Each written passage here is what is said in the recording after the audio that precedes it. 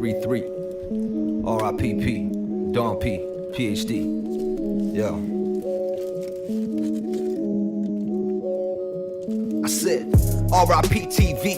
Tell the homie. Mob Deep Mondays, that's every day, thoughty. It's all for the community. That's what P showed me. We lost without the unity. Where the fuck is the OGs? R.I.P.P. God bless the real. Only for the righteous. The rest will go to hell. Flipping through the book of Revelation. Figure it out. Transliterate the translation. Do it yourself. It's the last days. Life is a test and we in a cage. Concrete jungle. Everyday struggle. Fuck the pain. I'm on some HNIC shit. Hegelian 3 shit. If you don't know what I mean, you was never G. Real shit. R.I.P. Yo, P, play that beat back, 333. Burn some weed, repeat that. Shake me up a tuka pack, break me off for 20 pieces. I'm gone, never looking back. Y'all can't talk to me. R.I.P. TV, tell the homie. Mob Deep Mondays, that's every day, thoughty. It's all for the community. That's what P showed me. We lost without the unity. Where the fuck is the OGs? Like the weed, play some IMD for me.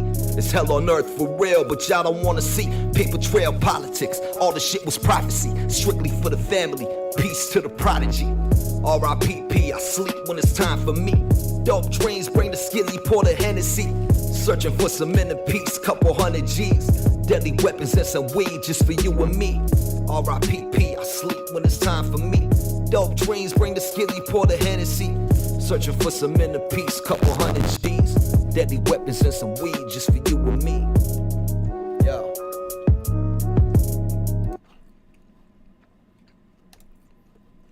Martine, what up, homie?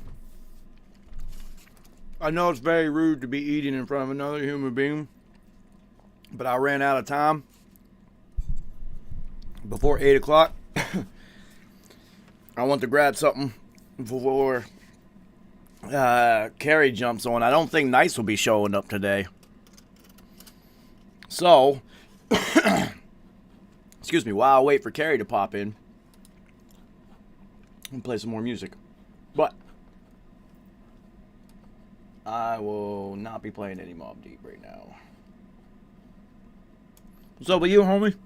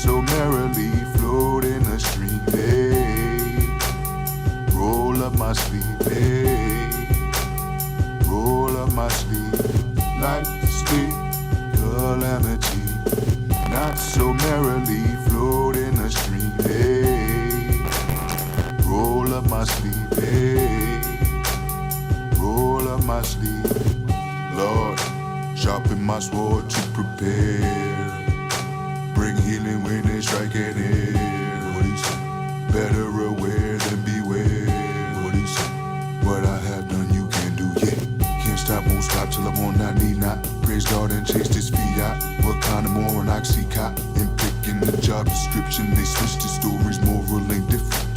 Truth the fiction, to whom do you make a commitment? I and myself, back and forth, and the only forces, there's nothing else except an excuse. If you looking for it, not as smart as I think, but smarter than you know. Not smart enough to teach, too smart to follow any smoke. Strong enough to make eye contact, yet humble enough to learn. I'm trying to walk on water, cause all of my bridges burn. Lying truthfully, speaking in bars. From birth my destiny was written, yeah, written in stars. To then life, sleep, calamity, not so merrily float in the stream, hey. Roll up my sleeve, hey. Roll up my sleeve. Life, sleep, calamity, not so merrily float in the stream, hey. Roll up my sleeve, hey. Roll up my sleeve.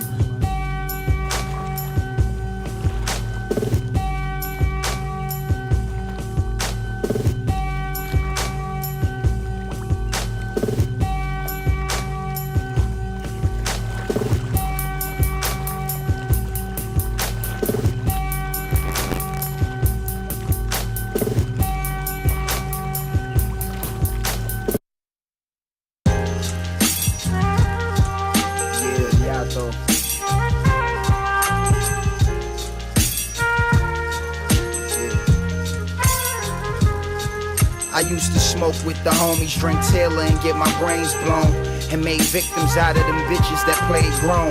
Different beat, but every day it's the same song. Treated like a world premiere when it came on. Soul searching for knowledge, I hope you let me in. I'm feeling home to a place that I had never been. I wanted diamonds when I first started rapping, like you want a body when you first start clapping, right? For them bitches and riches, I would've sacrificed the afterlife. Demons screaming out, it ain't had it's nice. Christ, leave your angels in the shadows. It's no time for God when your face is in the barrel. My cheese, cause I've been chasing vanity. Who would ever think this crazy world to make a man of me? Push me to insanity. Push me to insanity. Who moved my cheese? Cause I've been chasing vanity. Who would ever think this crazy world to make a man of me? Push me to insanity. Push me to insanity. Yeah, they used to tease me. Elephants never forget, so just imagine the thoughts on Hannibal's pet. You ain't a rider, hitchhikers ain't got no choice. Fall in line as a mom and you ain't got no voice. I start to know this shit. Desperation and niggas' hopelessness. Staring at this e-pill, watching who I'm rolling with. I'm upset, complexes of Napoleon. I hung with older men whose attitude was like Mongolians. I'm paid off like Madoff, Adolf like Hitler. Laid off, I stayed off. A-boss, kissed her. Black is part of my ass. Got me back on the ab. Copper on my ass. I hope you get the picture. Shit, you know I'm trying to leave the hood where they bear arms like short sleeves. Please, insanity. Once again, I'm chasing vanity. Who moved my cheese? Cause I've been chasing vanity. Who would ever think this crazy world to make a man of me? Push me to insanity. Push me to insanity. Who moved my cheese? Who moved my cheese? What up, homie? What's up? Yo, That's cash bills, right? Yes, sir. Yo, I can personally guarantee you one thing. What's that? Nice ain't showing up today. You want to talk about some prognostications? Mm-hmm. Yo, Kerry, I swear to God, Peter Schrager watches our show. Okay. Because he doesn't know shit about football. He's just a media personality. Because every time we talk about something that nobody's talked about yet, the next morning that fat fucker says it. And he's just like, I'm the first one to say it. Nobody's saying it yet. And I'm just like, that's like 3 weeks in a row, man. You said something that I've said before you. Right. Yeah, I can guarantee Nice is not showing up today, and I kind of understand it. I mean, I get that.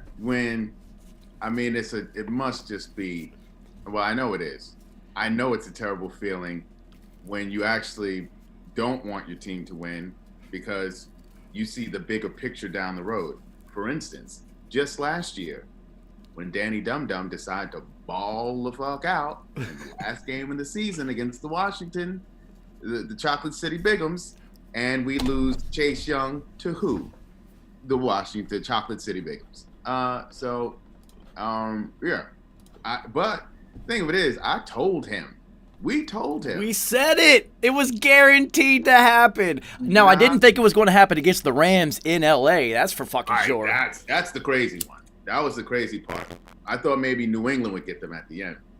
But, yeah, I thought Bill was going to help him out and be like, yo, fuck the Jets, yo, I'll help you out. So, Adam Gase, you know you're out anyway, yo, let's fuck them over before you leave. You had one thing to do. Gase doggy dog. That's the reason they kept you, so you could lose them all. Dude, how bad are you at your job when you can't even lose on purpose? That's the only reason why they kept you, dog. Yo, it's incredible. I was waiting for. He's not going to show up, so we'll just talk about it. I could not wait for this conversation. This is the most astounding fucking thing. This has to be the greatest victory in Jets history.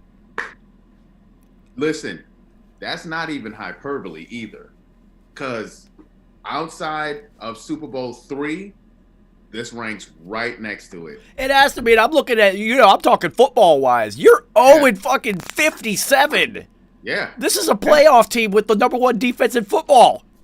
And not only that, I'll tell you another reason why it's so significant.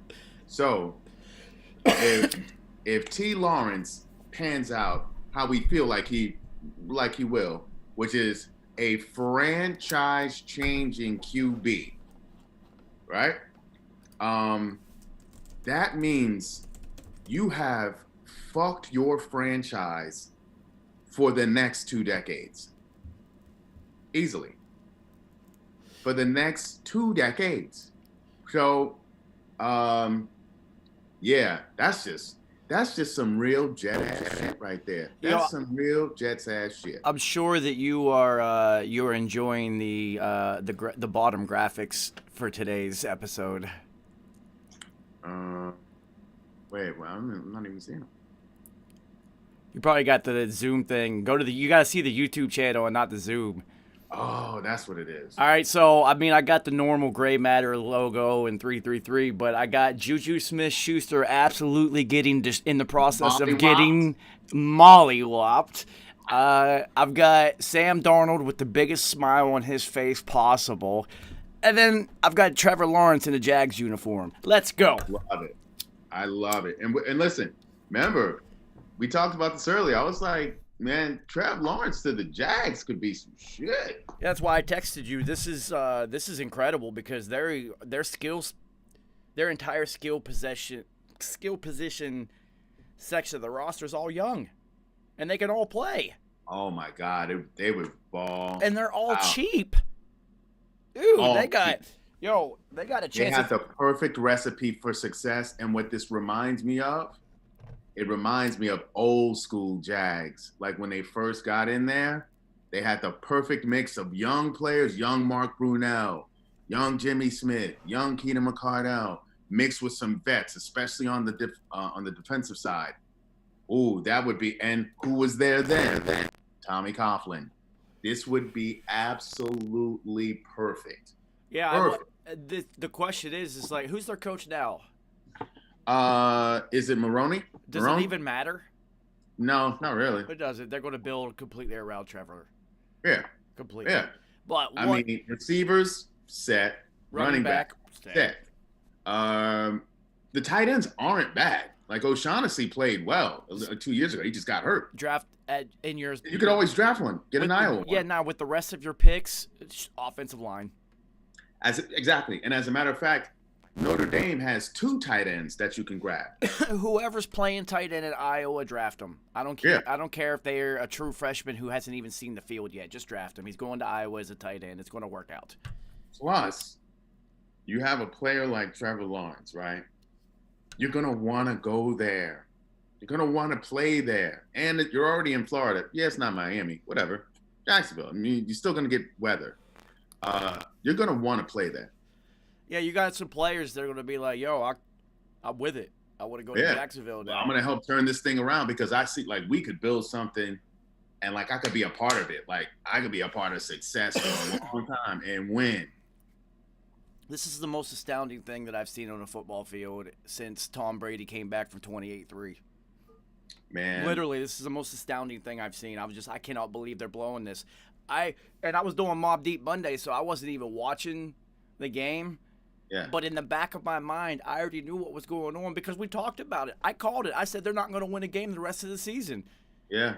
Even the Cincinnati game, they're not going to Yeah. win. I knew Right, it. right. You could just see it. They're done. The chemistry's gone. The confidence is gone. They have no offensive identity whatsoever right now. And all those Ryan injuries on defense. Finley. Dude, those injuries on defense have killed them. Giovanni Bernard was looking like a young Marshall Faulk. He was just ripping through that D. Ripping. Ryan Finley was getting busy on them. Ryan Finley. This is incredible. I love it. Every second of it. So, so on the FanDuel Pick'em, Yeah. Pigskin Pick'em, your boy here had every single game right Okay. until the Jets game. So the Jets came through. Now, what did the Jets cost me? $1,000. Ooh. What did I get? The greatest moral victory in the history of NFL fandom. Totally worth $1,000, Kerry. 1,000,000%. That's why I wish Nice is never going to hear the end of this from me. I'm going to be so relentless on him about this. He's going to stop being a Jets fan. Listen, I'm going to be shocked if he shows up at any other point this season. Yeah, we only got a couple weeks left in the playoffs, but I know. I'll be shocked if he comes through. oh my God, I can believe they did it. It's the Jets. It's so funny because was just telling him, I was like, don't get your hopes up for Trevor. I'm Stop, telling please. That was matter of fact, that was my final plea of last week. I said, don't get too caught up on Trevor, son, because I'm telling you, it's probably not going to happen. Bang. Instantly. Oh my God, it was instantly. You're trying to tell him. We're trying to tell people. Oh my God, what if Bill Belichick called Adam Gase and was like, listen, homie, I hate the Jets. You hate the Jets. I'm going to send you a game plan. Just do it. Yeah. It looked like it. I was just like, I can't believe this shit is going on right now. Crazy. Because you know Belichick's got Sean McVay's number. Like, they shut the Rams down. that's what I'm saying. That wasn't the Jets. That was the Patriots. I watched the Patriots for 20 years, dude. That was crazy. That was the Patriots defense, and I'm telling you, Belichick called him and said, yo, fuck the Jets, and Adam Gase was like, yo, fuck the Jets, yo. And he's like, I got a game plan. I got a defensive game plan for you. Just do what I say. And look what they did to him. That was crazy. Whole the only different one who team. got a little busy was Robert Woods. A little, but not enough. Not to the point where it mattered. You know what's going to be real funny is next week whenever they go back to being the Jets and they just get blown out by 40 and their defense looks terrible and everyone's just like, what the fuck? And they don't understand. Belichick made that call, man, because he hates the Jets. And you know Adam Gase is going to burn that shit to the ground on the way out of there. Oh, yeah. He couldn't even. I love it. His eyes are like huge like this. He's not even making eye contact. That's how you know he's on some shit. You don't make eye contact and your eyes are big as flying saucers. Yeah, you want some shit. You want something.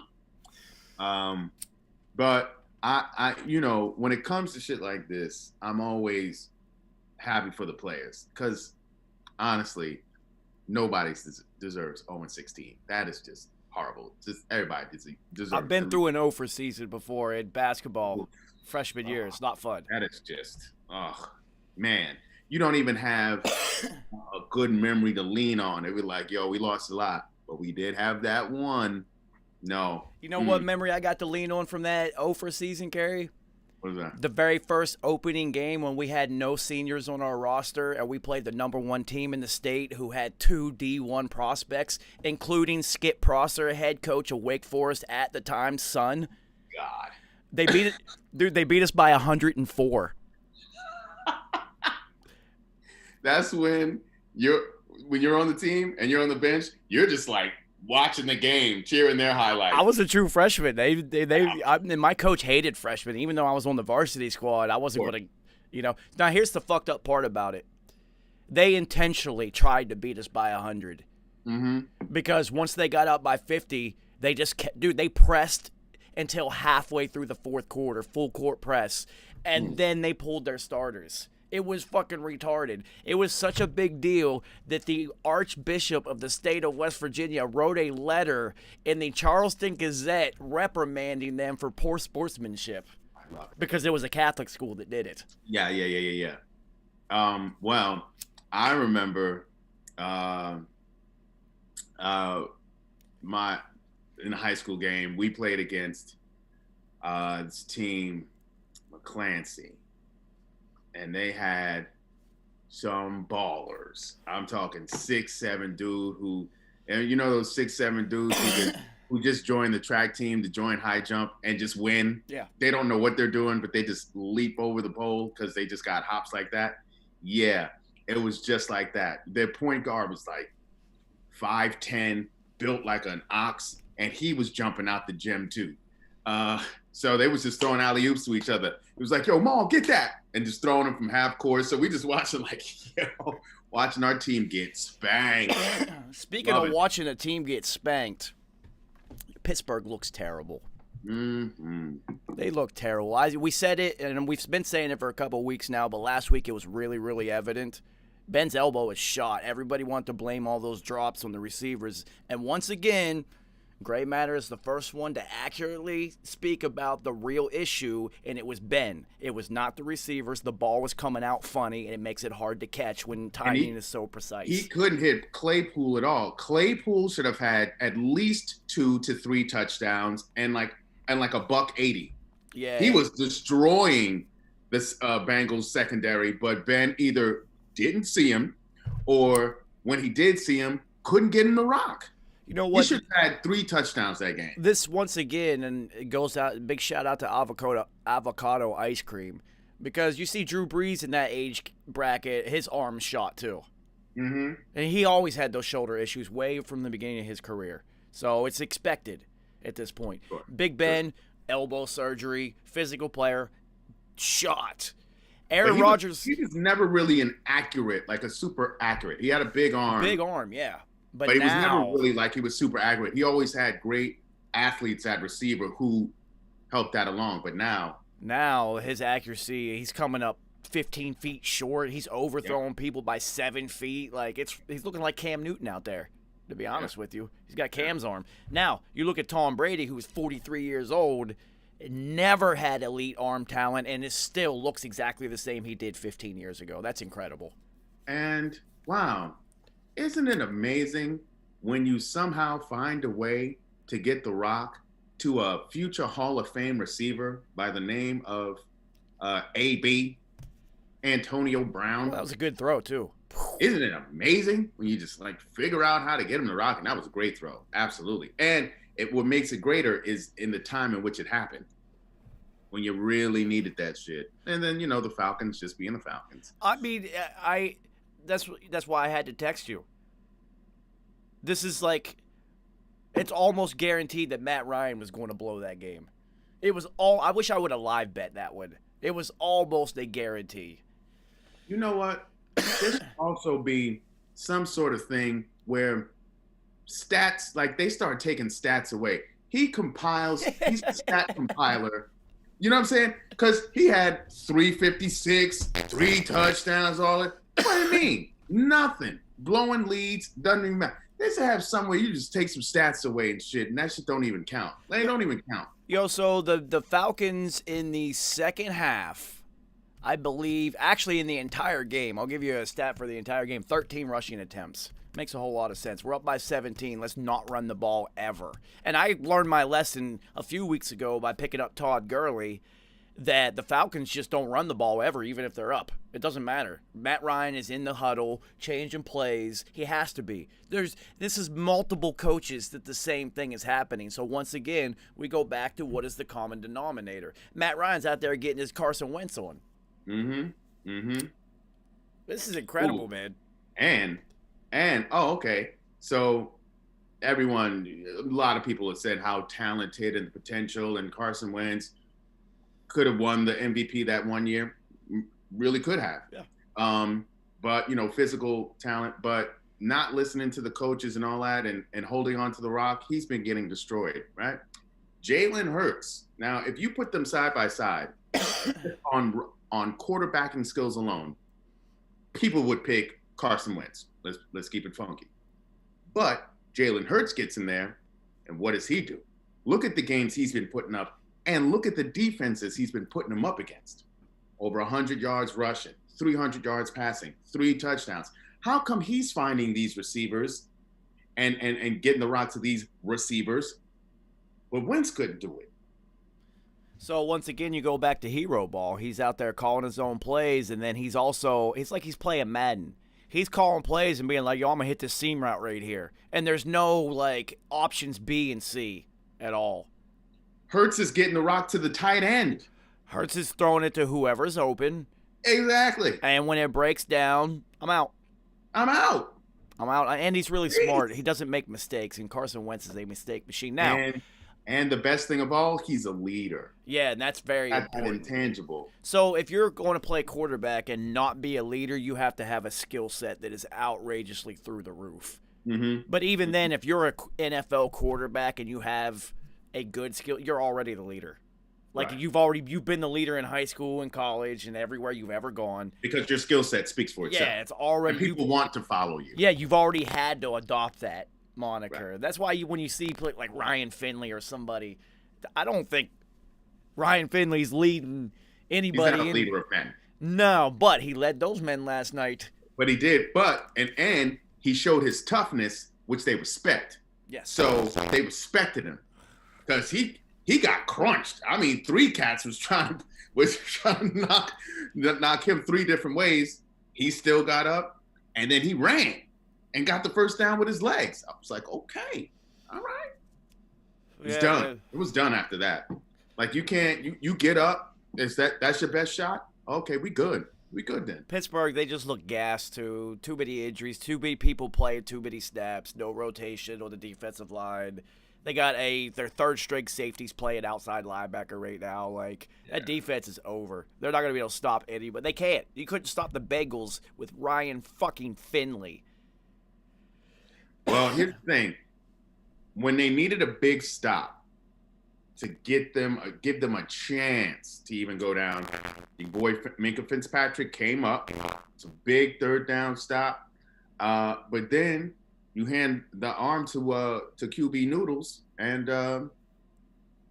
it wasn't even close. It wasn't any intrigue whatsoever. He just missed everybody. So what do you think about Juju and his TikTok dances on at the 50-yard line on the emblems before the game? Karma's a bitch, baby. Oh my God. So sometimes, apparently, sometimes it hits you a week or 2 later. Sometimes it hits you right away.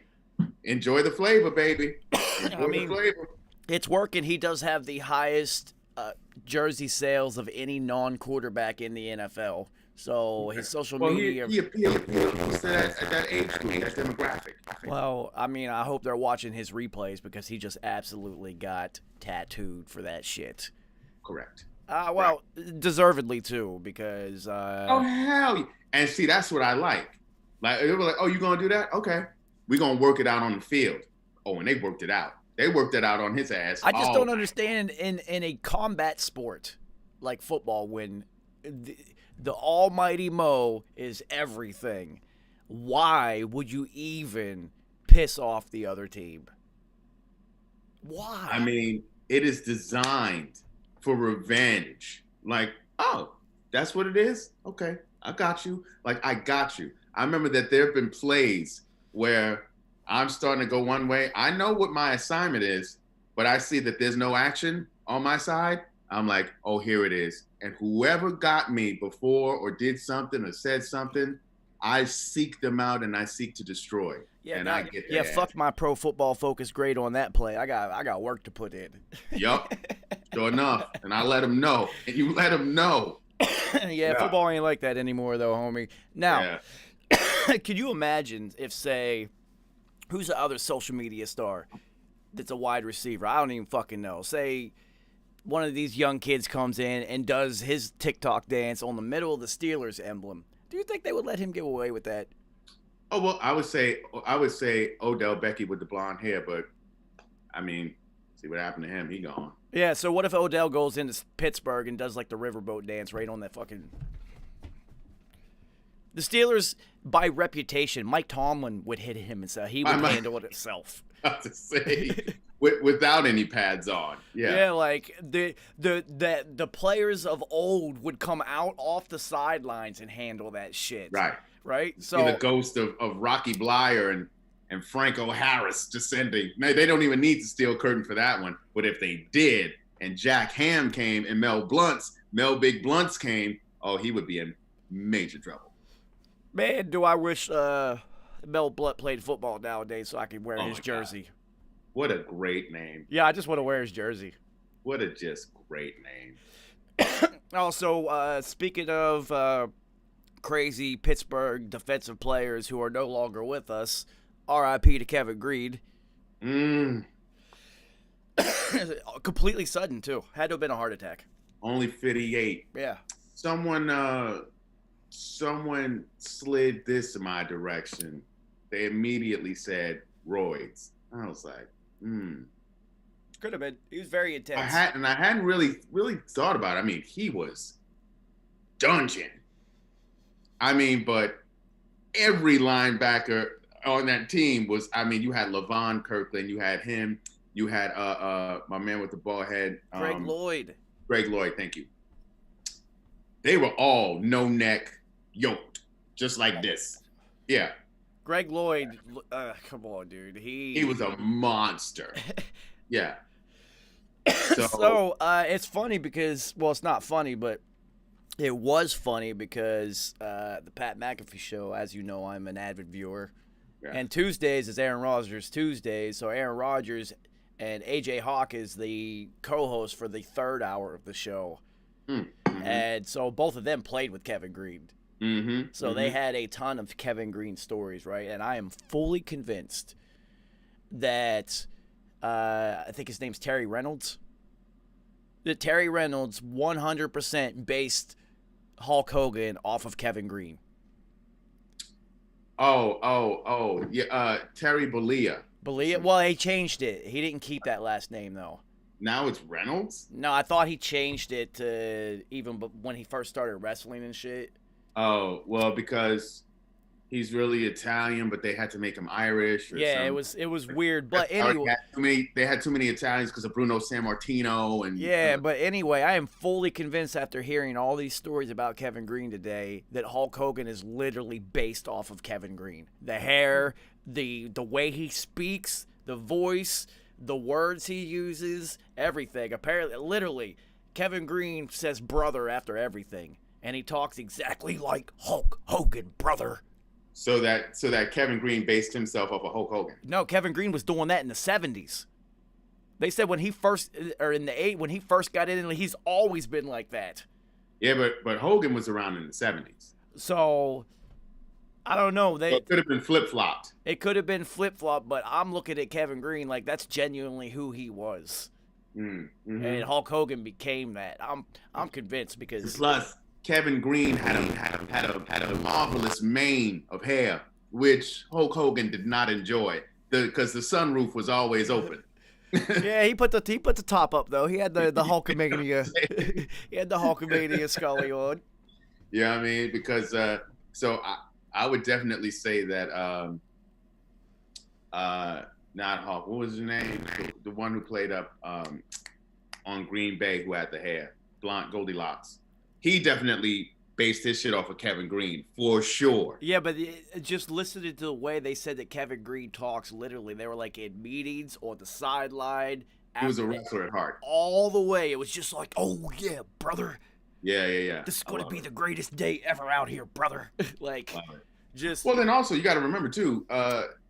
Kevin Green is from the South, and wrestling, especially that Southern region. He grew up in that. well, he And then also he played for the Panthers. yeah, he actually was in the WWE. He went in there for a while. He's one of those. Yeah, that's right. R.I.P. to Kevin Green, man.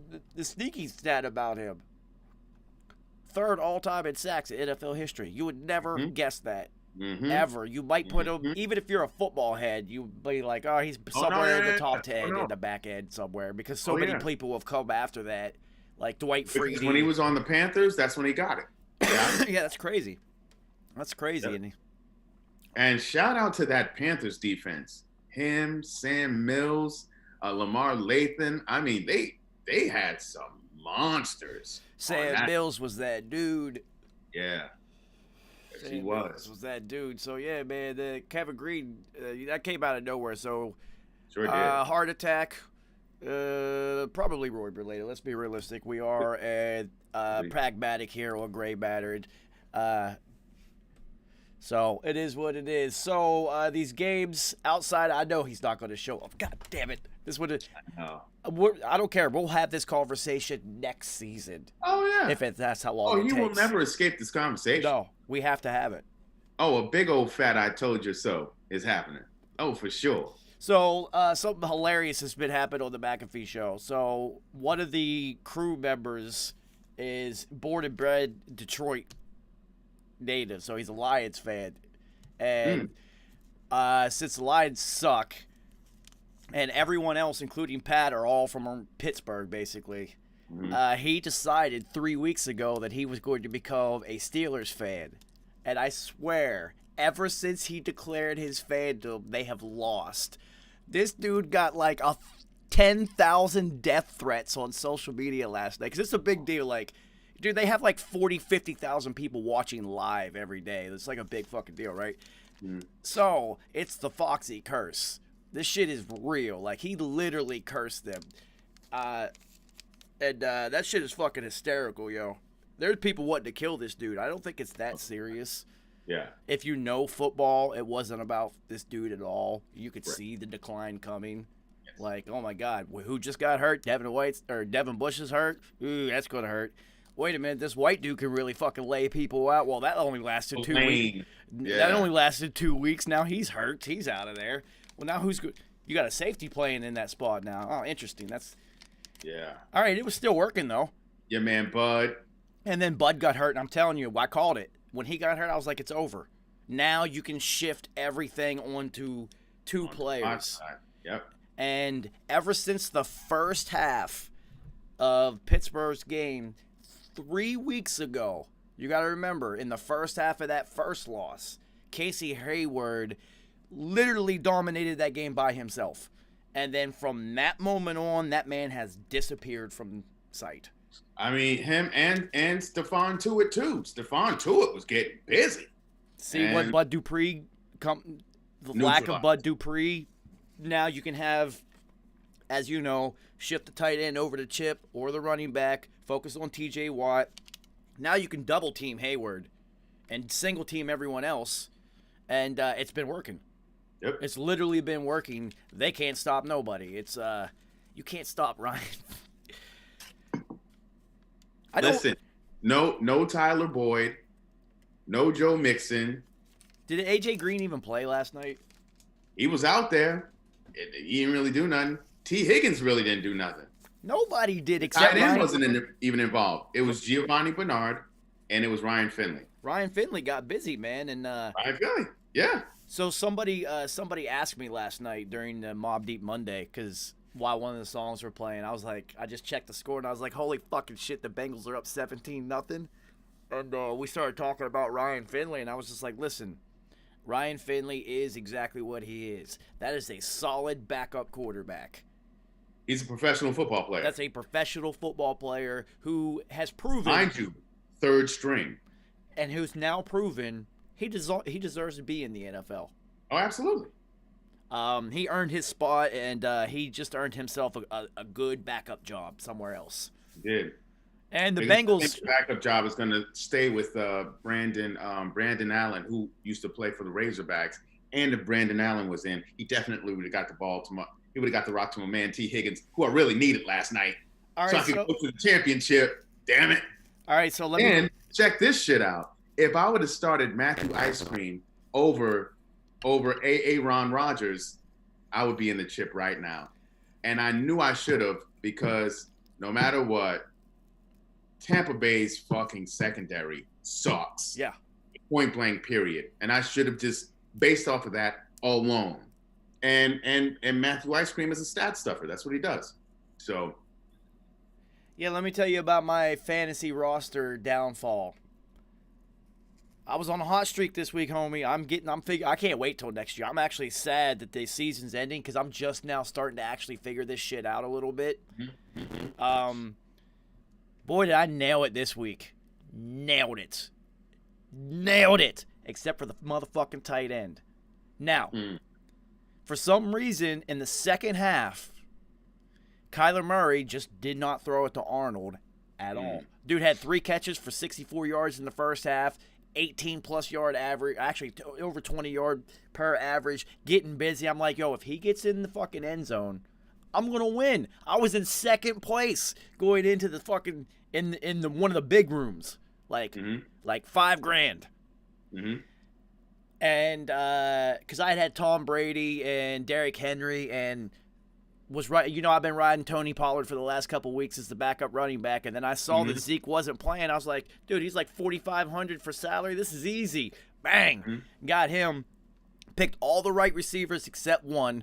I picked Emmanuel Sanders because of no Michael Thomas, and fucking Drew Brees ain't got no arm. He couldn't throw it to him. Yep. So I just needed one of them to get into the end zone, and I would have won that room, right? And I'm sitting there watching this second half, and he just never threw it to this dude. And I'm just like... And I'm going to tell you why he didn't. Because him and D-Hop connection has been disconnected the past couple of weeks.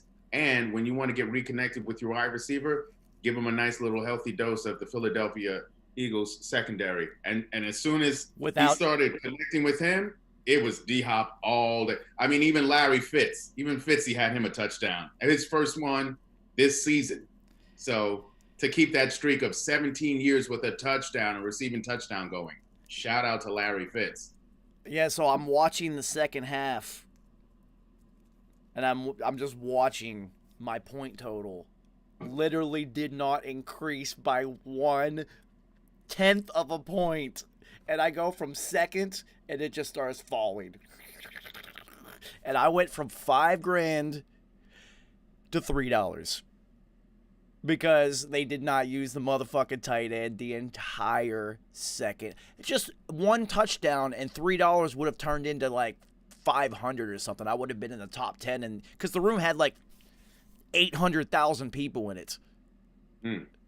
It's like I go for the big ones that you could, like I said, you can only enter one roster, so you can't fucking roster load it. So you really got to know what you're doing. And dude, I keep climbing it up. Keep climbing. So I'm starting to figure this shit out, and I was like, God damn, I'm actually going to miss football this year. Last year, I didn't really care. I was like, whatever. Dude, ever since Tom won number 5, I told everybody, or everyone who listened, I actually don't even care anymore.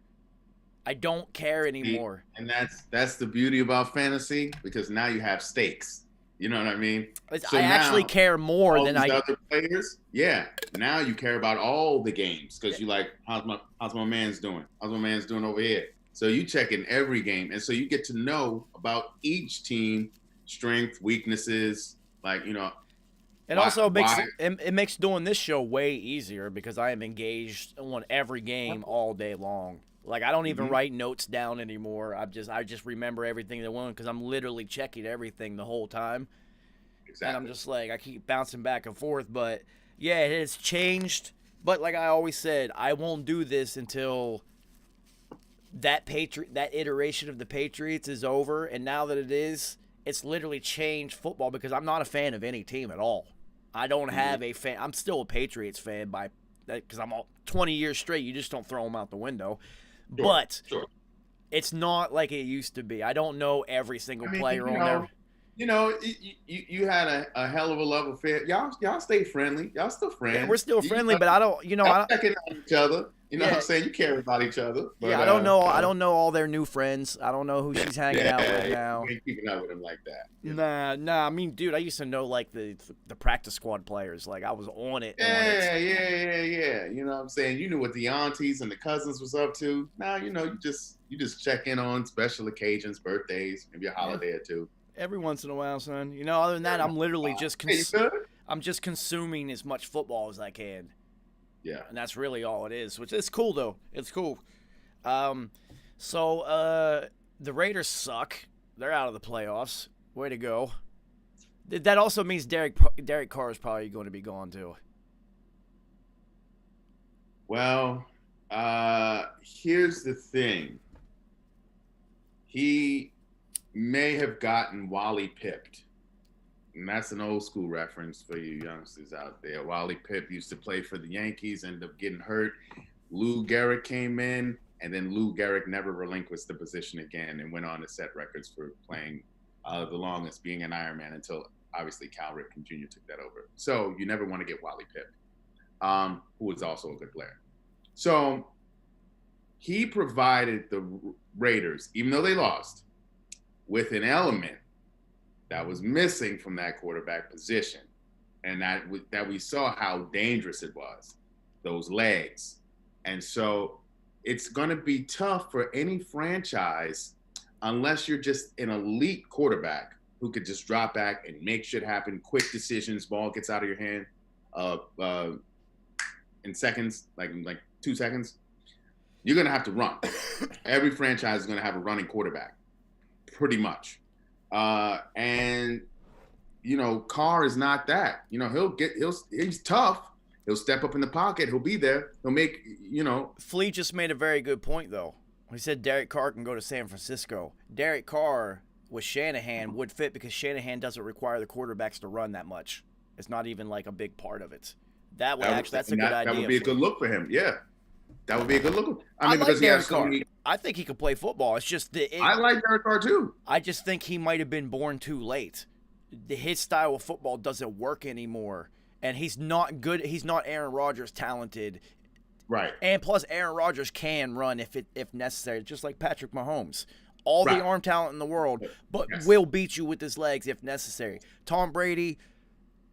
Only if there is literally no other option and Moses has parted the sea in front of him is he going to get you the 6 or 7 yards for a first down. And it's still a joke. He'll be laughing, as everyone will be laughing. He said, it's fun. As a side note, he said one of his his last year in New England, he finally reached one of his career goals was 1,000 yards career rushing. Well, yes, and he didn't want to do the kneel down.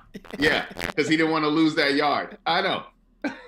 Only took him 20 years. No big deal. Well, that's a lot of 1 yard sneaks, man. You know what I'm saying? I will give Tom credit on this. There has never been anybody better at the QB sneak ever. Like, this guy's got like 40 touchdowns with this shit. Legit. His efficiency on the 1 yard QB sneak it's like so ridiculous, dude. It's so. Yeah, I think he is number one at that. Yeah, no, because he always just does. He was smart enough to just do it on his own. He'd go up, tap, the center snaps, everyone just falls forward, and he just picks the spot and falls forward to where the young kids. You saw what happened to even though he's not young, Teddy Two Gloves. Doing that, I'm a jump over and hold the ball out so a linebacker has a free shot at it is so fucking stupid. Theodore, you almost lost your damn leg. What you trying to jump for? You should be the last person on earth trying to jump. And that was just. And also, what are you doing? Like, what was that play call? I don't know if he made the call or if that came from the side. Give the ball to the backs and let's be done. Give the ball to Curtis Samuel. Don't do that to Teddy. Don't put him in that position. Teddy has shown that he has a little scoots, but not down there. Yeah, if you're going to go for which in today's NFL is a very risky play. Mm-hmm. Like back in the day, Walter Payton, that's a go-to move. That diving over the pile, if you had anything over a 30-inch vertical, it was guaranteed it was happening. I'm just jumping over it. Not until, I'd say somewhere in the late 80s did those linebackers start meeting people in the hole right above the line. Gary Reasons did it. The G's they were like, "Oh, you want to jump? Oh, okay, we gonna jump." Mac Daddy want to jump? Daddy Mac is gonna jump right with you. LeVar Arrington at Penn State literally used to meet Murder the running people. back before they got up over the ground. So like, Yeah, so you getting all that action. You getting all that T-Pain. yeah, because they knew it was coming. And if you're all right, you're Walter Payton size, $180 something, and I'm 240, and I know it's coming, and I get up there before you. Physics, I win every time. There would be some teams where both middle linebackers would just time it up. So no matter where you jumped, see ya.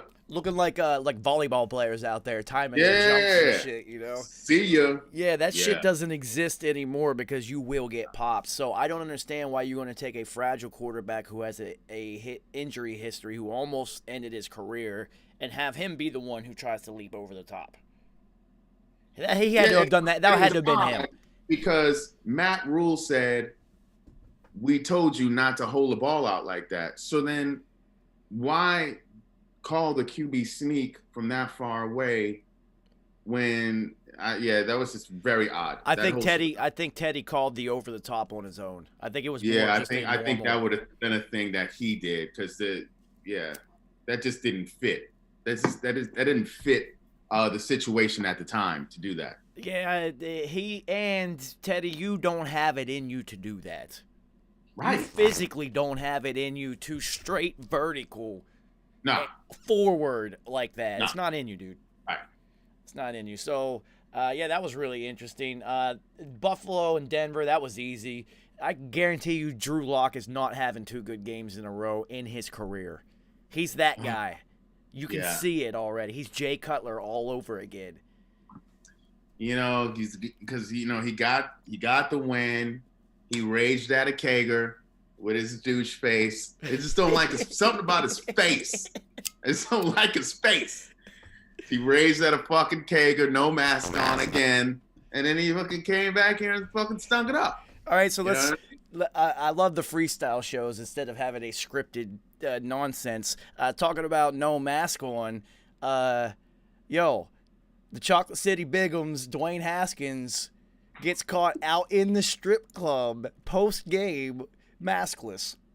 Because one of my cousins that's his lifelong team. Them and the Jets is his secondary team. I'm like, oh. He been hurting for a long time. Oh, boy. But he hits me up today, and he tells me this. He is heated. And I said, see, this is why Dwayne Haskins will never, ever be respected and taken serious as a franchise quarterback. Ever. You disrespected your teammates who played hard as hell. Your coach who fought cancer all season. The comeback player of the year, the one who was the quarterback who was in front of you, who you wouldn't even be playing right now if he didn't, get a little nicked up and hurt, which is amazing that he can even walk, much less play professional football. You want to go out to a damn strip club. First of all, during a fucking global pandemic, it's still happening, y'all. I don't even know how that happens. And listen, you're not even making franchise quarterback moves. If it was that serious for you, a franchise quarterback has the hoes come to him. Come on, bitches. You don't go to no damn strip club. Come on, bitches. You? Have you not seen Steamin' Willie Beeman? Who got the honeys fiending? Leaves them creaming. Creaming. Come on, man. Yo, I think Dwayne Haskins really wants to be Willie Beeman. I'm calling him I'm calling him Willie Beeman from now on, son. Yeah, but Willie Beeman wouldn't do that though. He'd had hoes come to him. Yeah, you're right. And Willie Beeman, remember, said, "Bitch, can't you see I'm trying to learn this playbook?" You know what I'm saying? He was in his book like that. Word up. He didn't care. Yeah, yo, that's what I'm saying. Come on, man. You're a quarterback. You are there to be a leader, a galvanizer, a motivator. And if that was an O lineman, a D lineman, I'd be like, man, that's some shit. A linebacker, I can see that. Corner, likely. Safety. Not your quarterback, man. Yo, and he's the only one who can play now. Well, this is the funny thing, Kerry. if he were a real leader, like a leader of men, he wouldn't have been the only motherfucking one at the strip club. That's also true. They would have rolling with him. But you're not going to roll right after that loss when you have, after a loss. at this point, you have the division, but you don't know what the Giants are going to do. You don't know if Cleveland is going to lay an egg. You don't have this division wrapped. You know what I'm saying? And fresh off a loss, you want to go to a strip club? Chocolate City, baby. At that? Chocolate City, baby. Fucking crackheads in Crackhead Central? God bless his heart, man. He's really stupid. He's really dumb. So that lets me know that he doesn't have the ability to learn an actual complex playbook either, and then make the decisions on the fly. He's physically talented. That's it. And this is why it's so important, if you have a high draft pick, to pick the right quarterback. Because picking the wrong one sets your franchise back at least 5 years. Oh, brutal. Easily. So now there's zero trust in him. You can't roll this guy out. So now you have to, and who do you have left on your team? You have Kyle Allen, who we don't know what he's going to look like because his whole ankle was dislocated. You have Alex Smith, who knows how long that leg is going to last. Who are you going to call now? You have to dip back in the draft and see about getting another quarterback when you could have been fulfilling other needs. So this is a terrible look.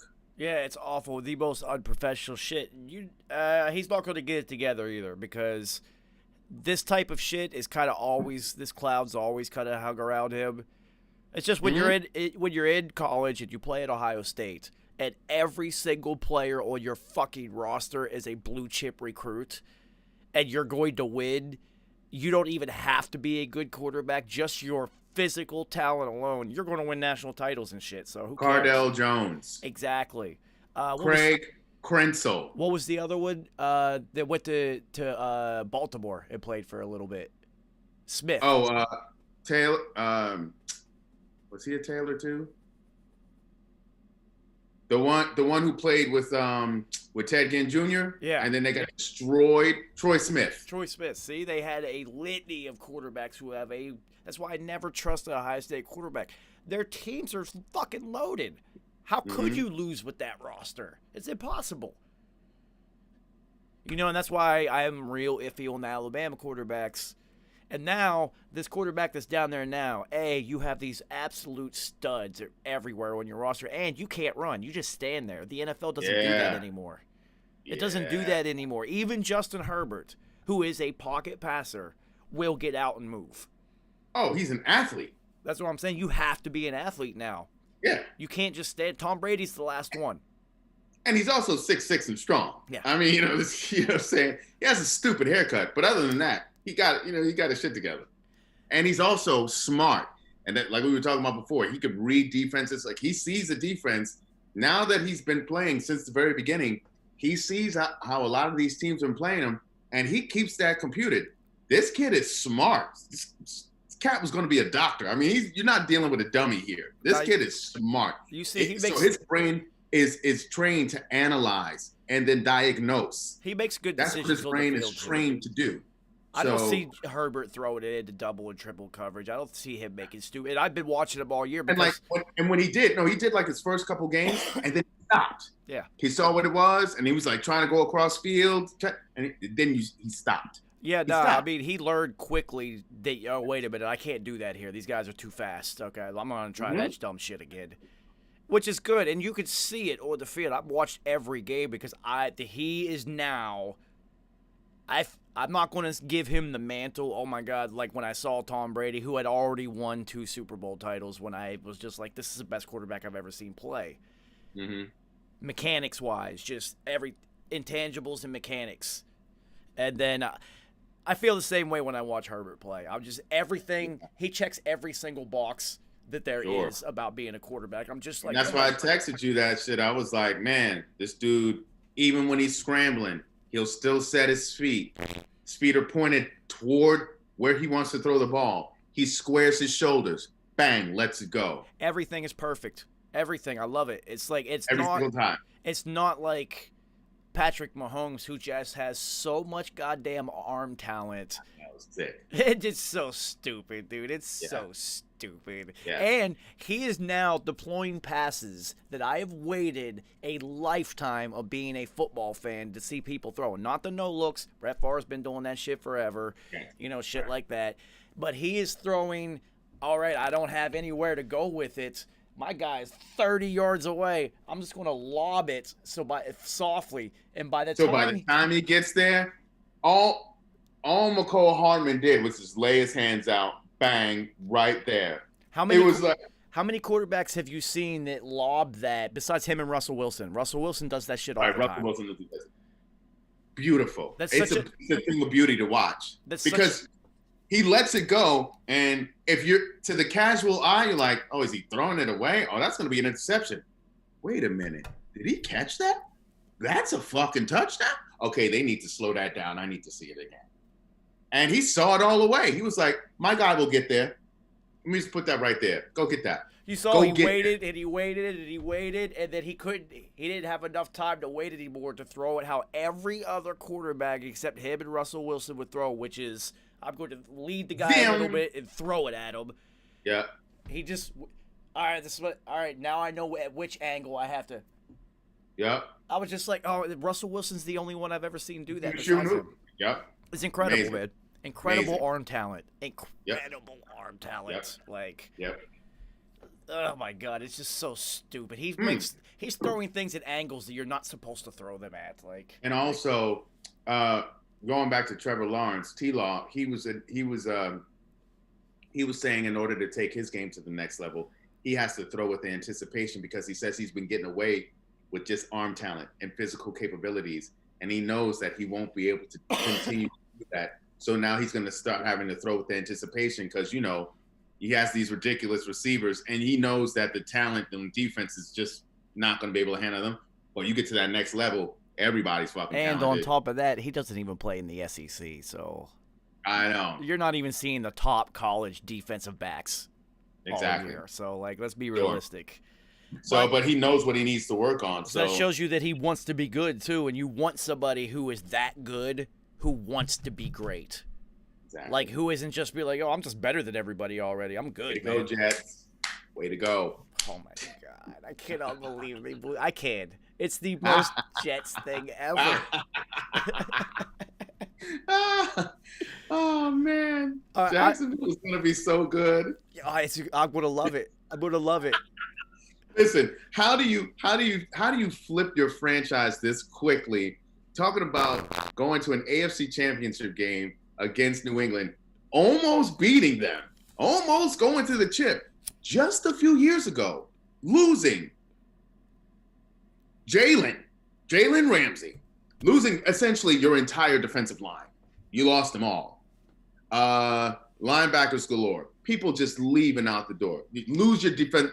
You lose Boye. You lose everybody. That whole team is gone, dude. And you still show up. People don't talk about the Jaguars the same way they talk about the Jets. And their record is the exact same.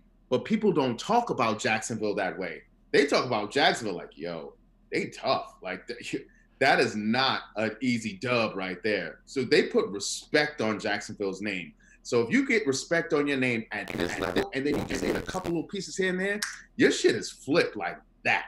Well, as an athlete, when you know teams that are traditionally good, even high school through college, there's just programs and you know what styles that they play. And then sometimes they might have a down year. And you'll know, it doesn't, no, man, don't look at their record. They're better than that, so we cannot take this lightly. And then you know which teams, all right, man, this team has never been good. They don't even like football at this school. Straight up. Are we even going to make it to the third quarter? That's the whole goal when you play those types of teams. Can we, coach, you better get me in the end zone early because I'm not even going to get any opportunities. Mm-hmm. And there were games like that. And I'm sure, and now that Colton, what up, Lump? Now that Colton is popped in, I'm sure that that's what the Steelers felt like about them motherfucking who they say they're gonna beat them Bengals. Yeah, I know. Not the motherfucking Steelers. They do that who they too. Oh boy. Oh boy. What a luscious win for them. Yo, you know what? The funnest game that I've ever been to in person was a Patriots loss. Oh, okay. So a couple years ago, the last Patriots Super Bowl, regular season, New England in Pittsburgh. Finally, me and my older brother go and watch New England play in person in Pittsburgh because they did it for 4 years in a row in Pittsburgh. I'm like, dude, why are we not going to this, right? Yeah. So we go, and the entire time, all I did is talk shit to every single person around me. I didn't give a fuck, right? Whatever. Pittsburgh ends up winning. You would have thought that they won the World Super Bowl, not just the Super Bowl. They were rioting. People were crying, and I just remember turning around to the couple behind me, and I kept hearing the lady going, "Man, I fucking hate that guy," because every time the Patriots got a first down, I would turn around and look at her and point at first down, and then sit down. I love it. Just to do it, right? And let's be honest, Pittsburgh Steelers fans take that shit to heart. They bleed. They bleed. With it was those fun. damn So fouls. even after they won, I literally turned around to him. I was like, "Yo, congratulations, this was fun, but I'll see you guys in the Super Bowl." And then the Patriots went on to go to the Super Bowl and win it anyway, which is like, come on, that's what we do. But dude, that shit was so much fun. No, I like that. I like that. So much fun. See, I haven't had that as much in football stadiums. So I'll go more to basketball games. Like I'll go more to professional I've never basketball. really had that experience in a football game like that. Other sports, So like I'll be in somebody else's stadium and I'll be talking way shit. Matter of fact, I could tell you it was because I was living in Texas at the time, and it was San Antonio versus Dallas, and I was in San Antonio, and I can't stand San Antonio. Never have. Don't like the city. Never liked the team. That's just what it is. Like some of the players, man. I just just was like I didn't rock with it at all. What it is. But Dallas. So Dallas was playing. They had Dirk. They had all this. But San Antonio was favored to win that series because this is San Antonio still the height of their powers. So I'm sitting there, the person I went with, rocking with San Antonio. So I'm the only one just rocking with Dallas just because I couldn't stand San Antonio. So I'm talking big shit. I'm saying I'm going with Dirk. I was like, let's get it. You know what I'm saying? I'm hitting with all that. So, people are looking like, who is this? They're like, is Dallas your team? I'm like, nah, I'm a Knicks fan, but I just don't like the Spurs, period. So I'm talking shit. But, I'm not malicious with it. I'm funny with it. So they were hating. We were going back and forth. And this is a game Dallas absolutely blew the doors off. The hinges on the Spurs. And so the people who were really getting serious about it started leaving in the third. Like, they didn't even want to look at my face. I was like, where you going? Come on. You don't believe in your squad? There's still time left. What you doing? Oh, but some were real good sports about it, and they like chill with me. They were like, "You funny. We'll get you next time." Man, this is all good. So you got to set the tone early. All right. So the last year of Yankee Stadium, and this is, mind you, I was still living in Boston at the time. So, and I was dating Adiola, and she's a born and bred Massachusetts native. So she's, how they love sports, Boston sports, especially the Red Sox there. So I'm like, I want to see Yankee Stadium in person before they tear it down and build up whatever the fuck they're going to do. So we went to a Red Sox and Yankees game in Yankee Stadium. Wow. Now, we both wore all red everything. I promise you, in the section that we were in, we were the only people. As soon as we got to our seats, I just stood up and I looked at everybody and I said, listen, I fucking hate baseball, but I'm going to make this fun. And I just started going I love it. in. I love it. I hate baseball, but I just wanted to have fun, dude. They thought that shit was so because the Yankees destroyed the Red Sox, and they was talking so much shit. And every time I was like, dude, I don't fucking care. Exactly. I'm a Patriots fan. I don't fucking care about this shit. And so when you just let them know, because some people do it, they were just real assholes about it. You have Philadelphia Phillies fans making themselves throw up when a father and daughter are wearing Mets uniforms. That's an actual story. Like, he made himself throw up on them. Like, come on, man. You deserve to get all these paws. All right, so, Kerry, let me ask you. If the roles were reversed, and I already know the answer because I live there, do you think two Yankee fans could wear all Yankee shit and go into Fenway and be the only Yankees people surrounded in a sea of red and even say a word to anyone? Yeah. You ever see The Departed?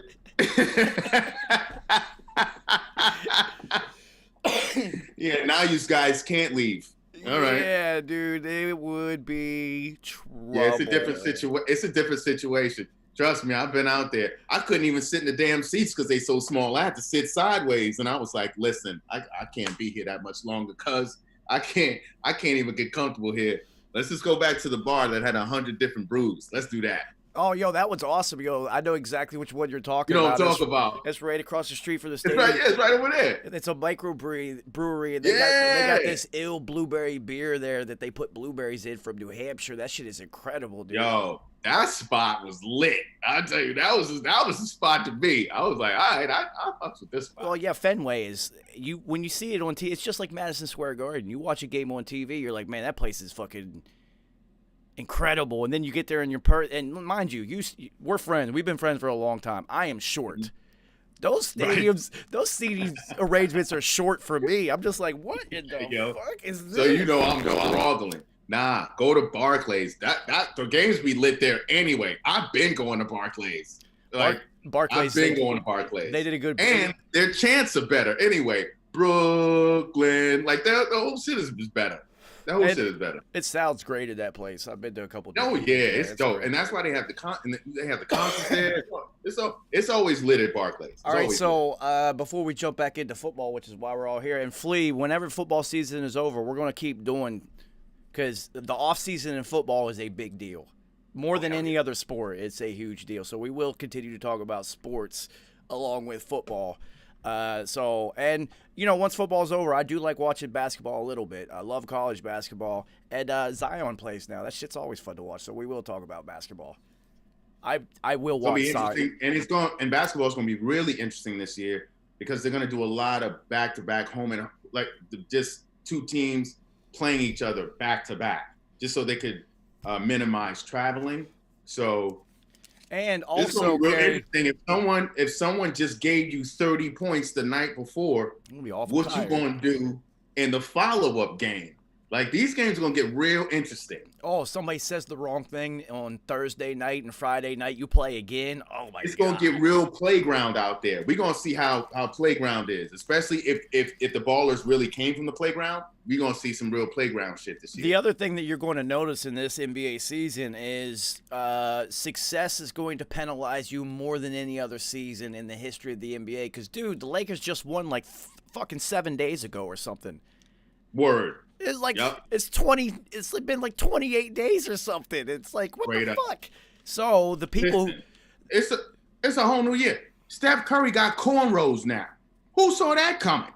Come on now. Well, Kerry, you also have to think that the teams that didn't even make the bubble, how fresh their legs are compared to the teams that not only made the bubble, that made the deep playoff runs. So I'm looking at Memphis. I'm looking at the Memphis Grizzlies. I'm looking at let's see who I'm trying to think of teams that just didn't even make it.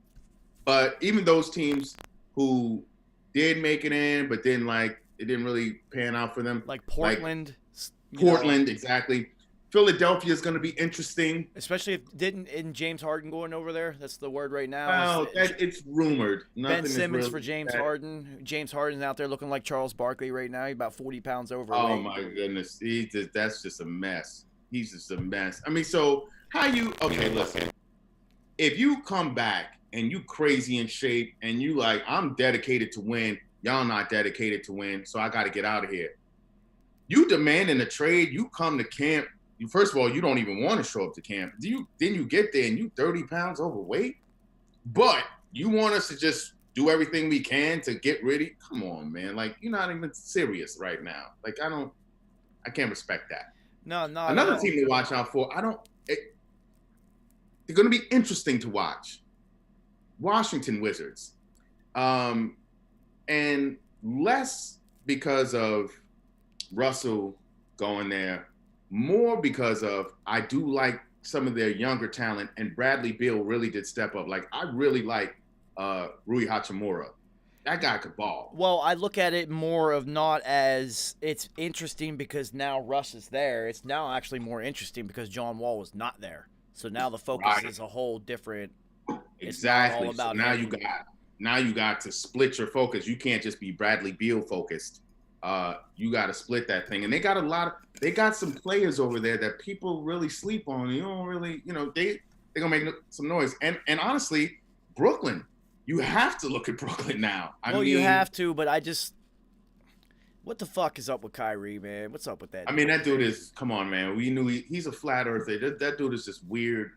Straight out the jump. I mean, I know you saw all the memes with him doing the sage and I mean, that dude. You know which persona of Kyrie and I like the most? When he's doing Uncle Drew. Uncle Drew, I fuck with. Kyrie himself, I'm like, I don't know. Like, if he showed up to the Nets games as Uncle Drew, I'd fuck with him. I really would.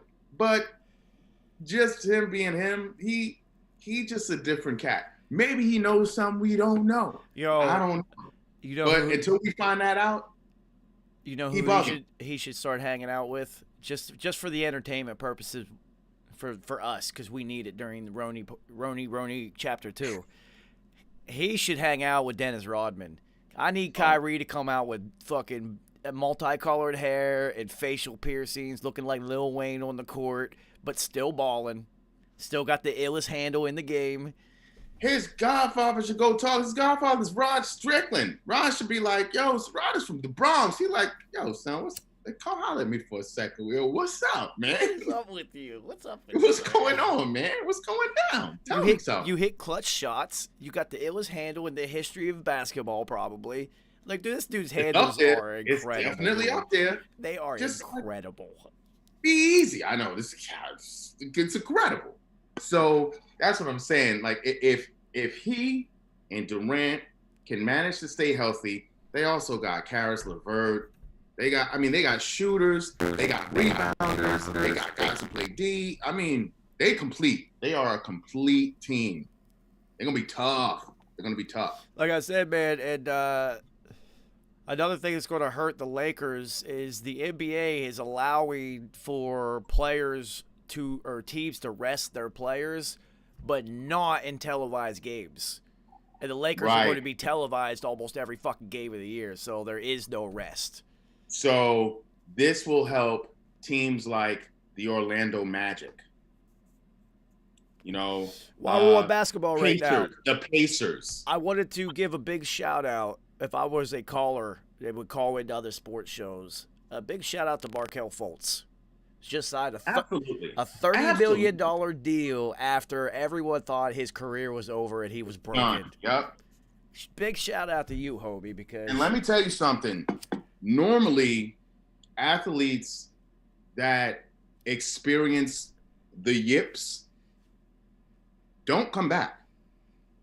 Chuck Knobloch was one of the best second basemen in baseball for the Twins, and then he went to the Yankees in a big deal, and they were like shoring up the middle of their defense, and he would get the ball, and he forgot how to throw to first base. And let me tell you something. That is a painful thing to watch. It is a very painful thing to watch. In basketball, Nick Anderson was a dope two-guard. He missed the free throws in the finals against the Rockets 4 times. He hits one of them. They win. Orlando wins at least one game and doesn't get swept by the Rockets. Well, that was game 1. That was game one. It could change the whole complexion of the series. You had Shaq, a young Shaq, Penny, a young Penny. That team was outstanding. Horace He Grant had with the the yips. ill blue goggles. Yeah, you had D Scott, D3 for the threes, who was the Steph Curry without minus the handles, hitting threes all over the place. And Scott Skiles, shout out to Scott Skiles, who still holds the NBA record for most assists in a single game. It was 26, 27? Yeah, it was something almost 30. No, he actually had 30 assists. Yeah, it was 30. He had 30 assists in a game. Yeah, sick. That's how ill that team Anderson was was. never the same again. Never the same again. Ever. So shout out to Fultz because he's like remade himself. Yeah, that's who dope, else? man. You know who else this helps? The Charlotte Hornets. Charlotte Hornets is going to be real interesting. They got a lot of young, good pieces on that squad. I just don't trust any team that's got Michael Jordan as the looming over top of them. I think for the players, it's too hard. I do get that, and I while I do get that, I feel like there's still like last year, I saw. I don't know if he stepped back more, but I saw them step up. Like Devontae Graham. Well, no, he asshole. notably took a more of a. I'm gonna play golf and smoke cigars and gain a little bit more weight. and they benefited from that. They definitely benefited from that. And I think, listen, for LaMelo Ball and all the ball business, I think that this is a great situation for him. Not being in a large market team. Well, here's the funny thing: the house that he bought, he's in the neighborhood of Jordan. Like he's literally like a couple houses down. So, see, this is all right. So, well, that's some young boy shit that he did. I wouldn't even be in the same neighborhood. All right. So here's a funny thought. All right. So I don't think that Michael Jordan is necessarily a terrible evaluator of talent. Right. Sure. Okay. Like Larry Bird was a good evaluator of talent. He found a lot of players that I didn't even necessarily know, even when I was watching a lot of college basketball, and they turned out to be studs. I'm just like, where the fuck did this guy come from? Sure. And he got Austin Crozier to play well. Yeah. But I think that Jordan, his downfall is he doesn't get the players that have the mental ability to play for him. You have to be a special type of mental makeup to play for him. Because he breaks them. Yeah. You have to want that. Yeah. And that's still, now we can finally transition back to football. And the perfect marriage in football history, it has to be nearly impossible to be a quarterback for Bill Belichick. Sure. Tom Brady, until, year 19, well, probably 16, 17, 18 up through there, thrived off of being yelled at and ridden and driven and you're not good enough and all of that. So the rift, when the rift was when Jimmy he G. had to get rid of Jimmy G. Yeah. When that Tom happened, forced Jimmy G out. That's what it was. Up until that point, you have a quarterback who has an unnatural ability to lead people and play big when it counts. Who also likes to be coached in the hardest possible way. And it was a perfect marriage. And with Michael Jordan, you have to have the Kemba Walker. I think Kemba's out there like, whatever, I'm dope, son. Jordan's probably yelling at him like, whatever, come check me. Like, no, but they did have a respect. No, and Michael told him to go get busy. Yeah. No, he actually so the Jordan Kemba dynamic was fine.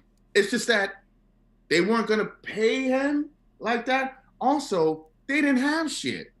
Like he was like, I want to go to the playoffs, and you're not getting the players that are gonna help me get there. He said, so I could drop 60. I'm like, I could do that. I could drop 50, 40, 60. I could do that, but I'm a 6 foot point guard, son. Like, you know what I mean? Like, I'm gonna wear out. You got to give me somebody else. All right, so this is a perfect transition back into the NFL. This is Aaron Rodgers syndrome. You got to give me somebody else besides fucking Devontae Adams. All right, so this is once again why I don't trust Green Bay to win a Super Bowl. They struggled to beat Green Bay. I mean, the Panthers, struggled. This also happens and this is a fantasy lesson, because as great as Aaron Rodgers is, number 2 fantasy player in the entire league this year, he undoubtedly will have some stinkers at the worst possible time, especially this late in the year. And I knew that. But I had Tom this week because Right. coming off of a bye week and 2 straight losses, and you're course. playing Matt Ryan. Of course, he's going to have a fantastic game. But the thing is that because early in the first half, they were clicking, right? He had some ridiculous stat where he didn't have 3 and outs. He had like 2 3 and outs all season. Yeah. Then all of a sudden he has 4 3 and outs in a row. So you trying to tell me the Carolina Panthers just became the 85 Chicago Bears? No.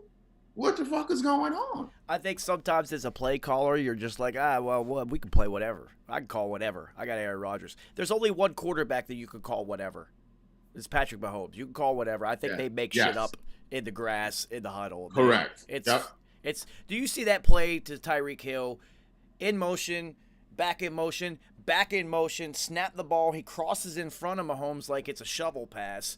Mahomes drifts backwards. Tyreek looks and then just runs to a spot, and he's just like, I'm just like, they're just making up shit. They're not even running plays right now. Absolutely. And also, they are utilizing their best players in the best ways possible. Because if you just line them up straight up and down, defenses will figure out how to stop your best. You always have to keep your best players in perpetual motion, move them around, never make the defense comfortable, have them always guessing. That is how you win. Try to force matchup issues because they're not going to play a man all fucking game. So once Tyreek Hill is good, you're going to see, oh my God, they're in a zone. Let's just make shit up. Everybody just go find an open spot. I'll hit somebody. I mean, you see the one play where he had the rock and then Kelsey took one step. Patrick just kind of shoveled it to him. It's a touchdown pass. That's what I said. They're just making shit up. But in Green Bay, I don't really trust that team, man, to make it to the Super Bowl. I don't even think they're going to make it. Well, the problem is this. Okay, I feel like they still don't have an offensive identity. They still don't. Because you'll have games, Aaron Jones is getting busy. You have games where Devontae Adams is just 200 damn yards receiving or whatever. You don't really, there really is no true balance in the Green Bay offense. And so teams, they're like, okay, well, if this is what you want to do, we'll just do this. And if you have a team that can actually score or play tough D and just take your shit away, you're going to have problems. They have problems with Jacksonville because Jacksonville plays tough. Yeah, the Green Bay is definitely a finesse team. They are not a physical team whatsoever. Yeah, they just don't have those dogs like that. I mean, right, they have wannabe dogs. I mean, you got good professional players. You don't have the Nah, and so the only note that I had about Green Bay is, I hate the fucking Pro Bowl. I don't know why the fans get to vote so heavily in this shit. Oh, so yeah, they selected, right? Evan Ingram gets the starting nod at tight end. Yeah, 1 touchdown. Why? 1 touchdown. How? This is why I hate the Pro Bowl. Robert Tonyan has 10 fucking touchdowns this season and didn't even make it as a backup because the fans don't know who he is. Let me tell you something about Evan Ingram. And this, I went against my own rule, but I felt like, okay, I went with a formula. Young quarterback loves their tight end. That's the truth. Danny Dum-Dum, athletic Evan Ingram. This is year 3. Some shit should happen, right? No. He had one good game. It was historically terrible. Here's how terrible it is. I'm going to tell you how terrible it is, and people who know football will get this. Evan Ingram at tight end was one of the most, not just a tight end, receiver, period, was one of the most targeted receivers this entire season, it's not reflected in his catches, and it's damn sure not reflected in his touchdowns. Yeah, I don't know how that happened. And then on top of that, T.J. Hawkinson got the other starting nod, or the other spot, which was kind of odd. He's a rookie, and B, Tunyon's numbers are better. Well, it's the second year. It's TJ's second year. So Tunyon's numbers are way better, and this is why I hate Pro Bowl voting. I nearly cut Evan Ingram, cut him, and not even tried to trade him, because that would have been an insult to my opponents to try to trade this guy that I drafted. I nearly cut him, and I only didn't, and it was a good thing I didn't cut him that time, because that's the one good game he had. And then I held on thinking, well, is he going to turn it around? And that's the problem with players like that. You hold on way too long, and they never do. But I didn't even start him. You know who I did start? Robert Tonyan, who kept me in games and won me games. Exactly. So stupid. The other glaring snub to me was Calvin Ridley. What the fuck? How does this guy not make a Pro Bowl roster? He was literally unstoppable this year, and Julio Jones was hurt almost the whole year. He did it by himself. I'll be honest, I haven't seen any of the Pro Bowl selections, so I'm sure I'm going to be salty at many of. You're going to be salty, and especially because this year there is no Pro Bowl, so there's no, I'm not going to play, so somebody who actually does deserve this spot in this prestige getting to go and play in the game and get the spot. It's just ceremonial this year. Which makes even less sense, because you would see players in the Pro Bowl who you were like, how they get there? Oh, because such and such was hurt. Yeah, okay. You know what I mean? But we know who really would have been playing. But, okay, it's good that you got a little Pro Bowl experience. Good for you. Good for you. Now you can put that on your resume, even though you were like the 5th or 6th choice. Okay. But to actually just have it be on paper and you still get it so monumentally wrong, who picked Evan Ingram as a starting tight end in a Pro Bowl? I just don't even. You could have picked Jared Cook and you would have been more right. Jared Cook has more touchdowns. It plays for the Saints. Like one fucking touchdown, dude. I couldn't believe it. I don't even know what you're looking at. That's the fan voting, though. That's it. That's just so stupid. Logan Thomas, who plays for the Chocolate City Bigums, deserves a spot over him. Look at his stats. Logan Thomas has had a better season. And in his second year playing tight end, after playing quarterback his entire career. What are we doing? What are we doing? That is ridiculous. Look up Logan Thomas's stats. And I guarantee you they are better than fucking Evan Ingram's. All right, hold on one second. I'm gonna pull up the Pro Bowl rosters, and we'll go over them right now. I'll have a live reaction from Carrie Height. You know I'm gonna be mad, son. You know I'm gonna be mad. All right, so some of them are obvious. Quarterbacks, we'll go over the AFC first. Quarterback, obviously starter Patrick Mahomes. I mean, come on. Backups, Josh Allen and Deshaun Watson, which is odd because Deshaun Watson, yeah, you are talented, but I think that wins count. Yes. Wins should count as a quarterback, and when your team is terrible, I don't care what your stats are. Yes, Deshaun Watson, you are incredible. You didn't deserve this spot this year. Sorry, homie. Even though it's like that man had a 3-piece suit on and they just stripped him. They stripped him in front of the entire country. And they said, okay, now go to the ball and win best dressed. Yeah, basically. Derrick Henry and Nick Chubb, those are easy. They balled. And then Josh Jacobs. These are the only 3 running backs that are over 1,000 yards. Easy. Sure. Tyreek Hill, Stephon Diggs. Simple. Stephon Diggs and Keenan Allen and A.J. Brown. These all make sense. Okay. Kelsey and Darren Waller all make sense. Yep. Patrick Richard for the Ravens at fullback. He's the only fullback in the league. Totally makes sense. I didn't know. Jaylen Richard. Yeah. They have it listed as Patrick, is what they said. Okay. I didn't know he was like a former D lineman, that he's 300 and some pounds. Yeah, I just learned this by looking at the Pro Bowl shit. I was like, who the fuck is this guy? Yeah, he's over 300 pounds. He's a former D lineman, and he's just mowing people down. That is insane. Okay. Yeah, I love it, though. I love it. Fuck it. Wow. We played a team in high school that did that. Took their biggest guy and put them at fullback, and then they ran it every play. 3 yards in a cloud of dust. Valley High School. Yeah. Yeah. So Laramie Tunsil, starting tackle for the Texans. The Texans suck. Mm-hmm. Wait, it gets better. Wait until you hear what gets me angry. Eric Fisher for the Chiefs, sure, whatever. Orlando Brown for the Ravens. Quentin Nelson, of course, he's the best lineman in football. That's easy. Regular names. Yeah, Joel Bitonio, this is his 4th in a row, that's of course.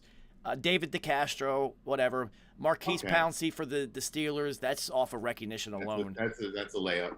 Ryan Kelly for the Colts, the best offensive line in football. Of course, they're going to get more than one, whatever. Yep. All right, so now we switch over to defense, and now I'm about to get really pissed off. Okay. You're going to share my anger. Oh, it's making me mad even thinking about this shit. Fucking hate Pro Bowls. Myles Garrett, easy. Joey Bosa, easy. Frank Clark and Chris Jones, both from the Chiefs. Interesting. Well, Joey Bosa had a down year, my dude. He was hurt more than he was healthy. Name recognition. They're going to give it to him. It was name recognition is what it was. Yeah. Name recognition. Because the cat from Vegas should have got in. Yeah. Trey. He should have got in. I find it interesting that both Frank Clark and Chris Jones for the Chiefs D-line get in there when their defense sucks. They suck. Yeah, this is what I'm talking. Name recognition. Oh my goodness, keep going. Calais Campbell for the Ravens, of course. J.J. Watt, yes. Bradley Chubb for the Broncos, sure. Did J.J. Watt have a good year though? I mean T.J. Watt, not J.J. My bad. Oh, okay. I get him confused. Matt Judon from the Ravens. I don't know anything about him. He actually had a good year. Yeah. Darius Leonard, easy. Yeah. And then Tremaine Edmonds. So I thought about the Matt Judon one because that dude from the Texans leads the NFL in tackles, and he's not even on the Pro Bowl roster. Is his name McKinley? Which one? It's some white dude, Montgomery or something like that, Cunningham or something like that. Zach Cunningham. Yeah, Zach Cunningham. He leads the NFL in tackles. Yeah. Well, I mean, they played a lot of defense. A lot of defense played over there, dude. That defensive line ain't making no plays either. Yeah, they were on the field a whole hell of a lot, so that's not surprising. All right, so now let's get really mad. It might be for the other side is what pissed me off even more. So let's get to the corners. Xavier Howard, of course. Tre'Davious White, easy. Marlon Humphrey, great year. Stephon Gilmore, defensive player of the year last year, yeah. Minkah Fitzpatrick, yes. Justin Simmons from the Broncos. Even though Stephon didn't really play that much this year, so. Nah, but that's name recognition. That was name recognition. That's what I said. Defensive player of the year last year. Of course he's going to. Yeah, because there were some other cats who actually had some fucking good years. Dude, Malcolm Butler started the Pro Bowl the year after he made that pick in the end zone. Isn't that something? Like, he just, come on, dude. That was all awful. Oh my God, that's Malcolm Butler. Like, we all know his name because we saw the replay a million times. Mm-hmm. Yo, the Pro Bowl rosters are like politics. It's all name recognition.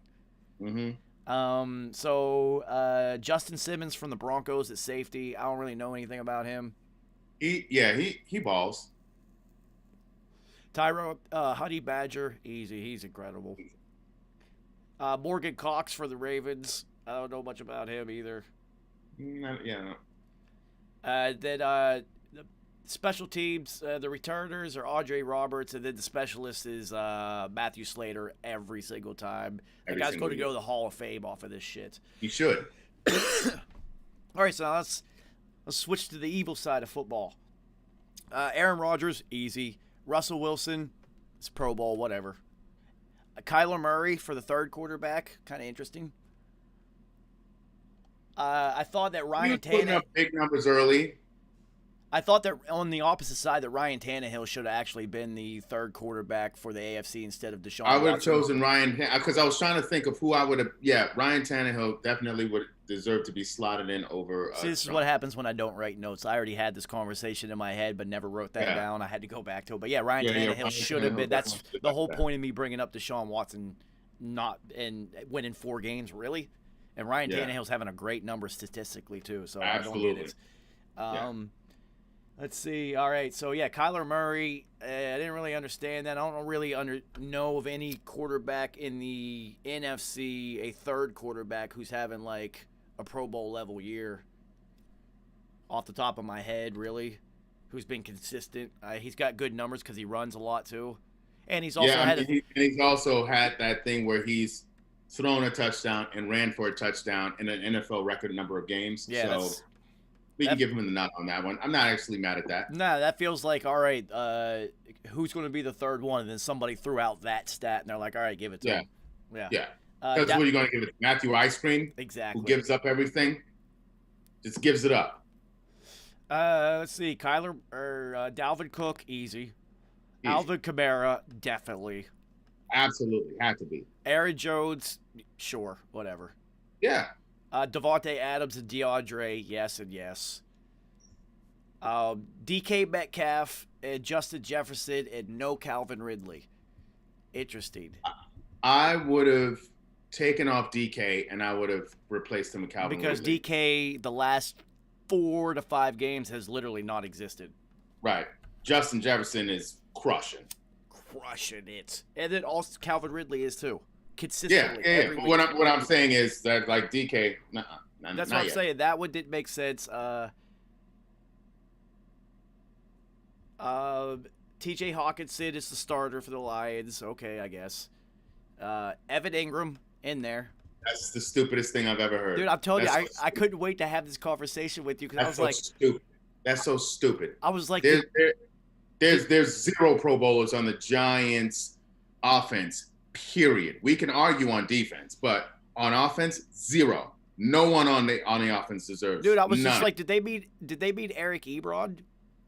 Like, did they fuck that one up? Because I get those two confused every once in a while. Yeah, but Ebron is in the AFC. I know. I was just throwing out any possibility of why I'm seeing Evan Ingram's name there. That makes literally no fun. Even George Kittle, even though he didn't even nearly play, would have deserved a nod over Evan Ingram. That don't even make no. I would have chosen Dan Arnold over Evan Ingram. Exactly what I'm saying. There was so many players that had better seasons than he did. I don't know who. I don't know who chose that. They just got a crush. And this is coming from a diehards. Here, we gotta do it like real sports shows do. This is coming from a real diehard Giants fan over here, right there. This guy loves the Giants, and he doesn't. I couldn't wait to talk. I told you this is going to be the best. If Nice would have been here, this would have been a fucking celebration, bitches. This is going to be the best fucking gray matter all season just because there were so many stupid things in football that happened this week. That just makes absolutely 0 sense. Yeah. Kyle's used jacket fullback. Yeah. Easy. Bakhtiari and Trent Williams. Yeah. Easy and easy. Taron Armstead and Brandon Scherf. Brandon Scherf gets busy. Elgton Jenkins from the Packers. I don't know who that is. Elton John Jenkins? No.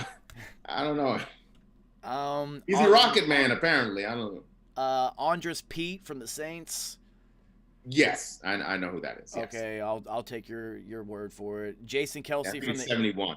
Jason Kelce from the Eagles. I feel like that's a name recognition pick. The Eagles. Yeah, well, actually at center, right? Yeah, no, he's a mauler. He's actually a mauler. Yeah, I can get with that. All right, so Frank Ragdow, he must be a beast because he's the starting center for the Lions and he's a Pro Bowler. I've never heard of this guy. The Lions suck, so why would you get I've never heard of him before. So interesting. Yeah, okay. I was just like, okay. The Lions don't have any fans, so it's not like they loaded the Pro Bowl voting up. Like, he must be a beast. Yeah. I don't know. Interesting. The only thing I could say is this is a lot of people home this year, and they just needed activities, and they just like, ooh, I like this name. Whatever. All right, so Cam Jordan, easy. Brandon Graham, I don't know what type of year he's having this year. Cam Jordan, I'm like, Well, the first half of the year, he kind of dominated. He was having the a really first good year. half, he disappeared. Well, so you have to understand, Pro Bowl. He's been doing more, like he's been getting recognized for more penalties in this second half than he has for actual productive play. You have to remember the Pro Bowl voting opens up in like week 8. Yeah. Fans can so start voting. they remember what you did. Yeah, it's okay. A lot of people vote early. Yep. Vote early, vote often. It's Pro Bowl voting, and you can vote. You can vote. Even if you voted early, the fuck you voting for Evan Ingram for? He ain't do shit early. I know this dude is. He got a ton of targets that he did nothing with. It's the most dumbfounding What's Pro wrong Bowl with picture. y'all? It's all. This is more dumbfounding than Peyton Hillis getting on the cover of Madden that one year randomly. At least he had over a G rushing. Exactly. He had like 1,112 yards rushing and like 7-8 touchdowns. It makes no sense. Chase Young, yeah, he beasted. I'll give him that. Yeah, I'll give him that. Aaron Donald, yeah, come on, every year. You're Shaq. You're the Shaq of the NFL. You're the most physically dominant player in the league. It's retarded. Oh, wait. Okay. But I better, like, matter of fact, instead of Cam, they should have had the other cat, the white kid, the defensive end for the Saints. Yeah. That's the one who should be in. He should be in. We'll get to that when we get to the list of Pro Bowl stuffs because he's tied for the league lead in sacks at 12.5.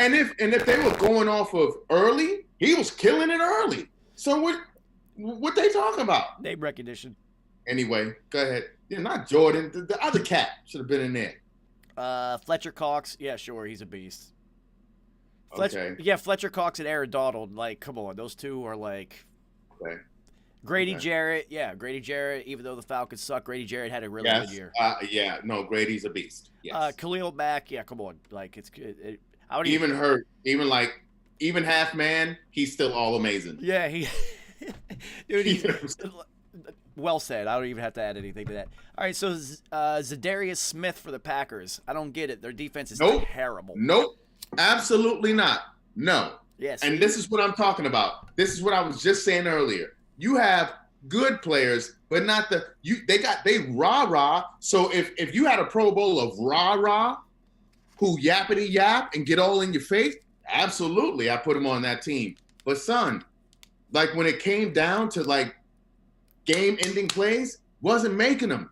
And he would get there, but wasn't making the play. And your defense is terrible. If this was last year, okay, I would have gave him the nod last year when he really did make a difference for that Packer defense. And that's why he's got a Pro Bowl nod this year. That's a gift. Yeah, so they doing it like the Oscars. They trying to make up. That's a gift for the snub on last year.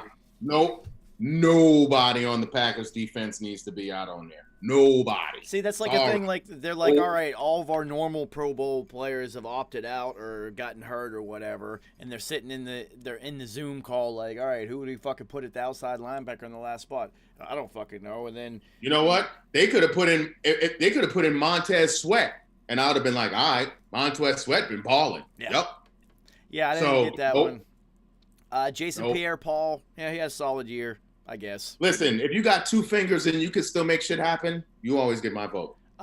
Bobby Wagner and Fred Warner, of course. They're both absolutely Fred Warner, monster. Yeah. I didn't know the Seattle defense is historically bad. I don't want anybody from their defense starting at the Pro Bowl. No. And this is wait a minute. We haven't even begun to get angry yet. Oh my God! Is it get worse? It gets worse. Okay. It gets worse than the Evan Ingram one. Oh Jesus! How? But okay. I know. I love how I'm building this one up because now I'm worried because I'm like I don't know how could it possibly be worse than somebody who has 50 catches and 1 touchdown as a starting or as a Pro Bowler? But almost has twice as many targets. I don't. Yeah, that catch percentage. All right, horrific. So now we're deep into we've gone through all of basically the front now, and we've seen our first Seahawk Pro Bowler on defense. Okay. Now, mind you, They have a historically bad defense. Listen, Shaq Griffin better not be on there. No, it's worse than that. Jamal Adams was hurt for most of the fucking year. He better not be on there. It's even worse than that. It's collectively bad. Wait until you hear this shit, dude. It's going to blow your mind. Okay, well then let's keep rolling then. Let's keep rolling. I'm All probably right. going to be real mad then. Jaylen Ramsey, of course. Jaylen Ramsey, to me, defensive player of the year. He has been Definite all pro. Definite all pro. He has been the league leader in sacks this year is 12.5. There's nobody who's got like 20 sacks who are like, yeah, that guy. There's nobody. There's no defense that's like, oh my god, they are incredible. That loss to the Jets might hurt them though. But up until that point, he was the most dominant singular player that's not Aaron Donald, and they just won't give it to Aaron Donald all the time. Jaylen Ramsey was the Shaq syndrome. Yeah, the Shaq syndrome. Every single receiver who was beasting until they got to played against the Rams, and then he shut whoever down. Include DK Metcalf had like 28 yards against him or something retarded. Neutralized. Yeah, completely neutralized. Yep. Jair Alexander, I know the Packers are terrible, but he has been playing really well. He is like, yes, he is a baller. Yeah. Yes. All I do right, like Jair. Marshawn Lattimore. So here's the thing with Marshawn Lattimore. He is amazing against Mike Evans. He is beatable against a lot of other teams. So I don't know what it is. He just gets up for Mike Evans, but I've seen Marshawn get worked by other receivers on other teams. And so I'm like, he gets to play Mike Evans twice a year, so it's a lot. And it really sticks out because of the height difference and all that, and it's big hyped matchup. Yeah, I see my guy get worked for other receivers, so I'm like, I don't know. All right, It so could have been a selection that could have warranted a look. We'll give a nod to your boy James Bradbury gets a nod. He was definitely someone on there who definitely deserved that. He deserved it because they tried him all year and he played well. Absolutely. All right, so now here's where it gets stupid. There are 4 safety spots in the Pro Bowl. Okay. One of them is Budda Baker, of course. Absolutely. Beyond question. The other 3 are Seahawks players. Nope. No. All 3 of them, including a backup. How is this? How is this even possible? Dude, they have the worst pass defense in the history of the NFL right now. Literally, how? So what? Yeah. So Quandre Diggs is. Listen to me. Quandre Diggs is a starting free safety in the Pro Bowl. He got murdered this year. Dude, it's incredible. How are you going to put dead people in a starting lineup? He was murdered this year. Honestly, Antoine Winfield Jr. had an infinitely better season at safety than he did. He did. The safety also Harrison, the dude from Harrison Smith. Yeah, Harrison Smith, beast. Harrison Smith. I had another name in my head, but I'm just thinking about all of the murder. He was murdered. Dude. You can't put a dead person in a starting lineup. They've been murdered. So Quandre Diggs gets a starting nod at free safety. That's bullshit. Jamal Adams gets the backup role at strong safety. After you miss 8 games? Stupid. Yeah. And then Tyler Ott gets the starting nod. Yeah, starting nod. Who? Like, how do you not put in Eddie Jackson? If we're going to go name recognition, put in Eddie Jackson. Dude, from the Chicago Bears. It blows my mind that there's that many Seahawks defenders. Put in Harrison Smith. Dude, I told you you're going to be like, wait a minute. Put in Logan Ryan. Logan Ryan had a better season than all them cats. Are you shitting me? It blew my mind, dude. Who else? Just name another NFC team. Name another one.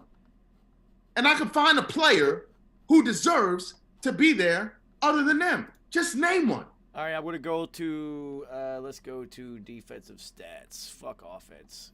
We're looking at defense here. And honestly, like, even on the line, I mean, I don't know what the D-line backups look like. Okay, so the only Pro Bowlers from the G's that deserve to go, defense. And here's my lineup. Bradbury, Blake Martinez, Leonard Williams. Leonard Williams balled this year. Balled. So those would have been my three guys. That Bradbury made it awesome. Dude, Blake, Harrison Smith had 4 interceptions. How did he not make this? right. All right, so Kenny Moore. You could even went with Johnson, who plays on the Rams at safety. You could have went with. Now I'm like clicking through each team in each conference.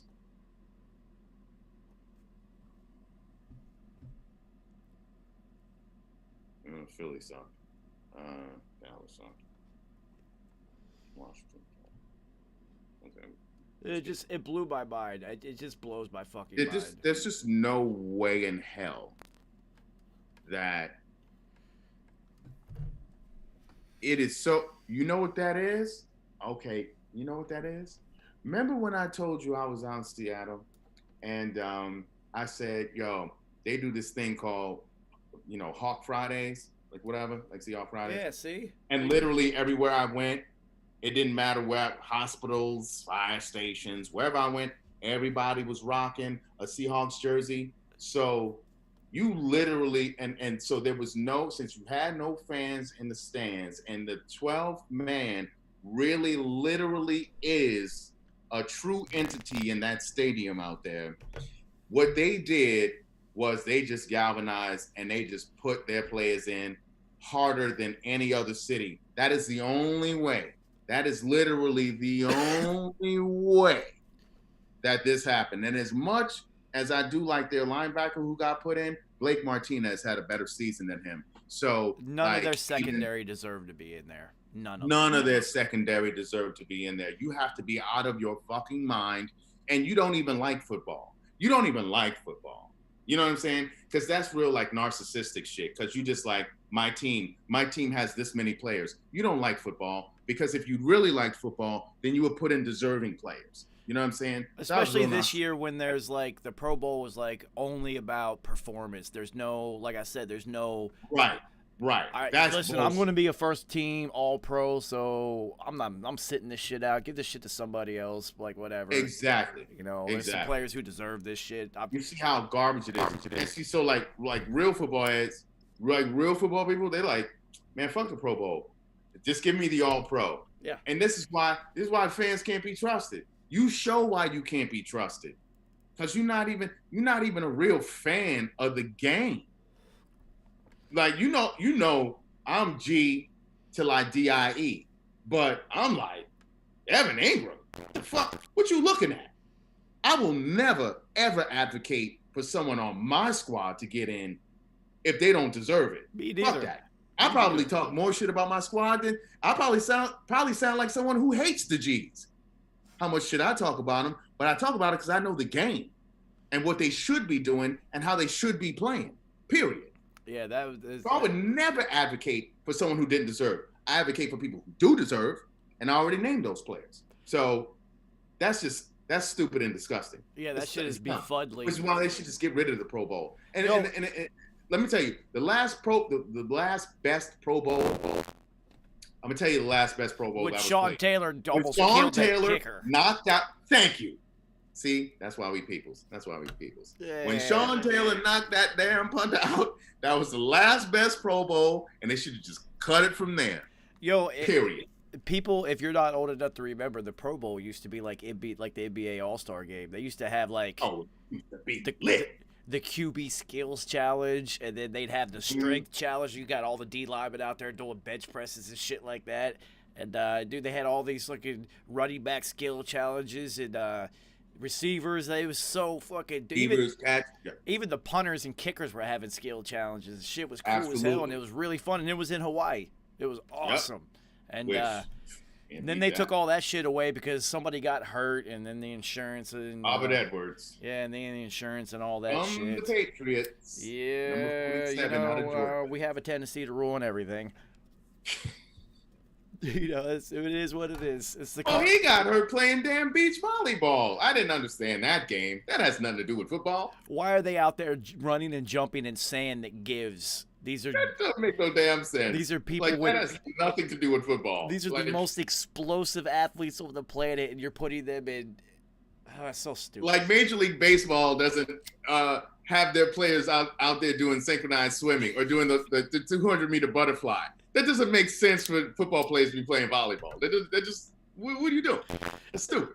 That shit made no sense. All right, so at this year's NBA All-Star Challenge, we're not going to have the dunk contest. We're going to play 3 15-minute periods of exhibition hockey. Who could do the best Simone Biles? Give me a floor exercise. Let's get on the uneven bars. Come on now. What you doing out there? So fucking stupid. Make it make sense, y'all. Yeah, but the last time was when Sean Taylor almost killed somebody. And yeah, that was the best. They were like, listen, man, this is a Pro Bowl, man. You need to calm down. I only know one speed. I only know one speed. I only know one. Oh, talk about a player who was just. See, when people, this is, I'm kind of like a football hipster in this sense. Because when people want to talk about like greatest of all times, you don't have to have longevity is not necessarily such a huge factor to me. Gale Sayers didn't play for that long. Gale Sayers, which is the reason why I rocked 40 for my career. Exactly. And I look at the years that Sean Taylor played, as short as it was, and if you also watched him at Miami. Oh, my God. You were looking at the best football player on the field every single time he was on the field, and an instantaneous greatest of all time, like instantly. You thought you saw the absolute best at safety when you saw Ed Reed, when you saw Eduardo Reed. Then all of a sudden, Sean Taylor comes, and you like, this cat's a little bigger than Ed Reed. He hits hard, harder than Ed Reed, and he also catches the rock and can also do something with it like Ed Reed. You never thought you would see that. And on top of that, he was a headhunter. He was trying to deplete people. No, that's what I'm saying. But you know, a lot of times you're either a headhunter or you're a ball hawk. He had the perfect combination. He was the perfect safety. And once he got it, he ran with it like a running back. He ran with it like he was Clinton Portis. Yeah, and dude. Clinton Portis will tell you that. Yeah, dude, he was incredible. Incredible. I was just like, wow. It was like watching LeBron play football. It was just like, wow, he's a little bit bigger than everybody else at that position. He's really fast. He's really strong. He can do everything. And I'm telling you, Ed Reed will light people up opportunistically. Ed Reed is smart. He catches people and lights them up. Sean Taylor's going to tell you what's going to happen. He's going to line you up face to face and still light you up. It was awesome. So anyone who's a Jamal Adams fan and they think Jamal Adams is the absolute shit, Sean Taylor was fucking 5 times better than that. Easily. Oh my God. And I'm just saying 5 times, just being really like modest about it. Yeah, and we only got to see less than 50 games, dude. Like that's what I'm saying. So that's why I'm being as modest. And significantly less than 50 games at that. So Dallas and San Francisco was the easy pick. Even though I never picked Dallas, this is easy because San Francisco is just decimated. You know, and I was about to say, I was like, I wonder if he's going to still not pick Dallas. Nah, we're getting to Dallas the end. Is winning this game. We're getting to the end of the year. Rosters are really depleted, and Zeke was out. And I was just like, Tony Pollard's about to have a great game, and they're not going to focus on Zeke. Watch what happens. And then also, for all the shit that people talk about Red Rocket was a professional starting quarterback in this league for a lot of years, and they still have a lot of toys. And, you know, the defense actually has been playing better as of late. So Yeah, and San Francisco is just decimated, dude. Their whole roster's decimated. And they're still playing with the third string quarterback. Yeah. Let's be and honest. Dallas still gave up 33 points to them. So They sure did. Jesus Christ. They just happened to score more. It's going to be a shootout. That's what terrible teams do. They have shootouts all the time. Tennessee and Detroit, that was whatever. That was such an easy win because Matthew Stafford didn't even start. I was just like, oh my God. The best thing about that is seeing King Henry take another soul away from an adult human being. Did you see this? Of course you did. He Reggie Whited him. He actually slapped him.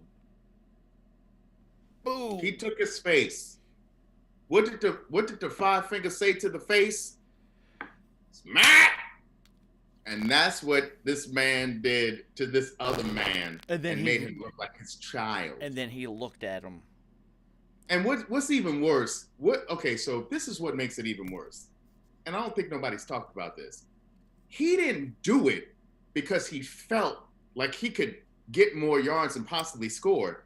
He was already going out of bounds. He did it because he was offended that this dude would even think that he would come into his vicinity to tackle him. Like, you trying to hit me on national TV? Get your little ass out of my way. And then he just politely stepped out of bounds after he did the most disrespectful thing to that man. How this is even funnier because I don't think you know this fact. That was that dude's first game. It may be his last game. Yeah. So he may get relegated right back to the practice squad. So the fact that you're just like Derrick Henry was just like, what are you? First game in the NFL, going 100 miles an hour on every play and everything, like a Thursday All-American in practice, and Derrick Henry. So I don't know who's ever seen The Great White Hype. It's a ridiculous movie, but it reminds me of the scene near the end where an overweight ass Damon Wayans is getting worked by this dude, and he realizes like this dude is really trying to fight him. He's the heavyweight champion. He's really trying to fight him, and even though he's out of shape, didn't train, he's like, "Oh, you trying to embarrass me on national TV?" And then he proceeds to beat the shit out of this dude. So like that shit has always stuck with me, and this is funny as hell because it's just some people who you can train as hard as you want to, but then when you go up against someone who is just infinitely more talented and just like has this much more, like you've knocked motivation into them because of how hard you're going at them, and then you remind them of who they are. Oh shit, you in trouble because then you about to get all that work. All right, so as a 168-pound corner in college, to where running backs were routinely 220 and up, I will tell you, I would get Derrick Henry the first time. Mm-hmm. It would never work again. My move only worked once. So big running backs like him, I would never go at the ankles because they're just going to jump over you, and they think I'm going to. I would allow them to be like, wait a minute, he's actually up, and then full speed, and then I had the ability to stop instantaneously. I would stop, and then I would just grab their right here and just pull down. Mm-hmm.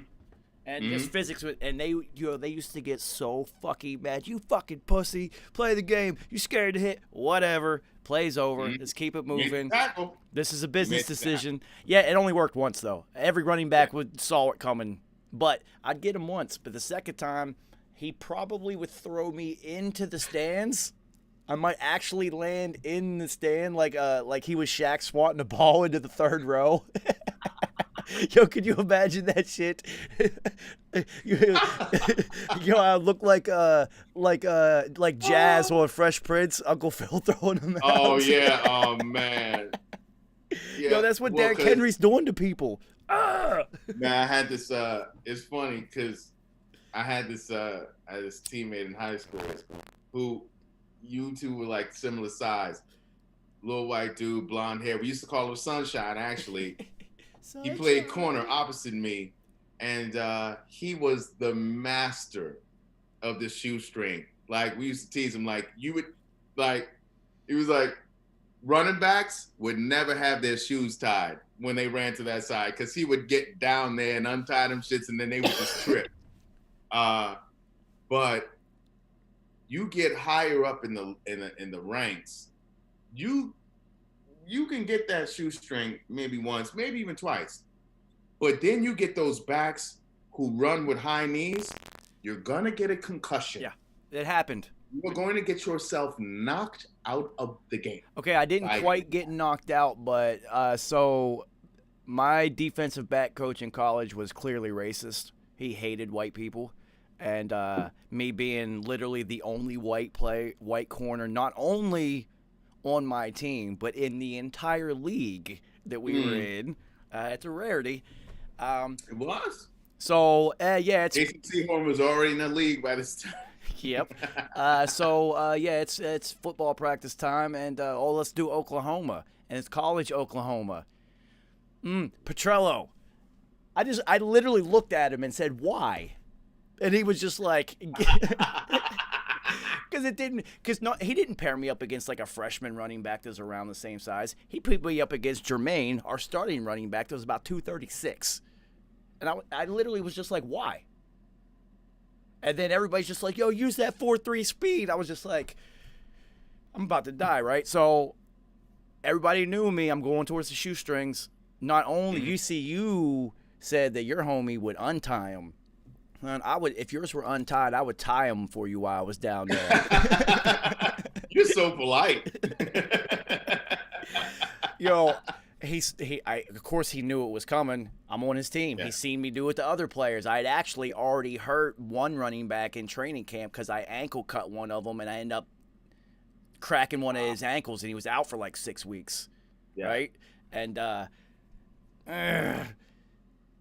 ball snapped, exactly like you said.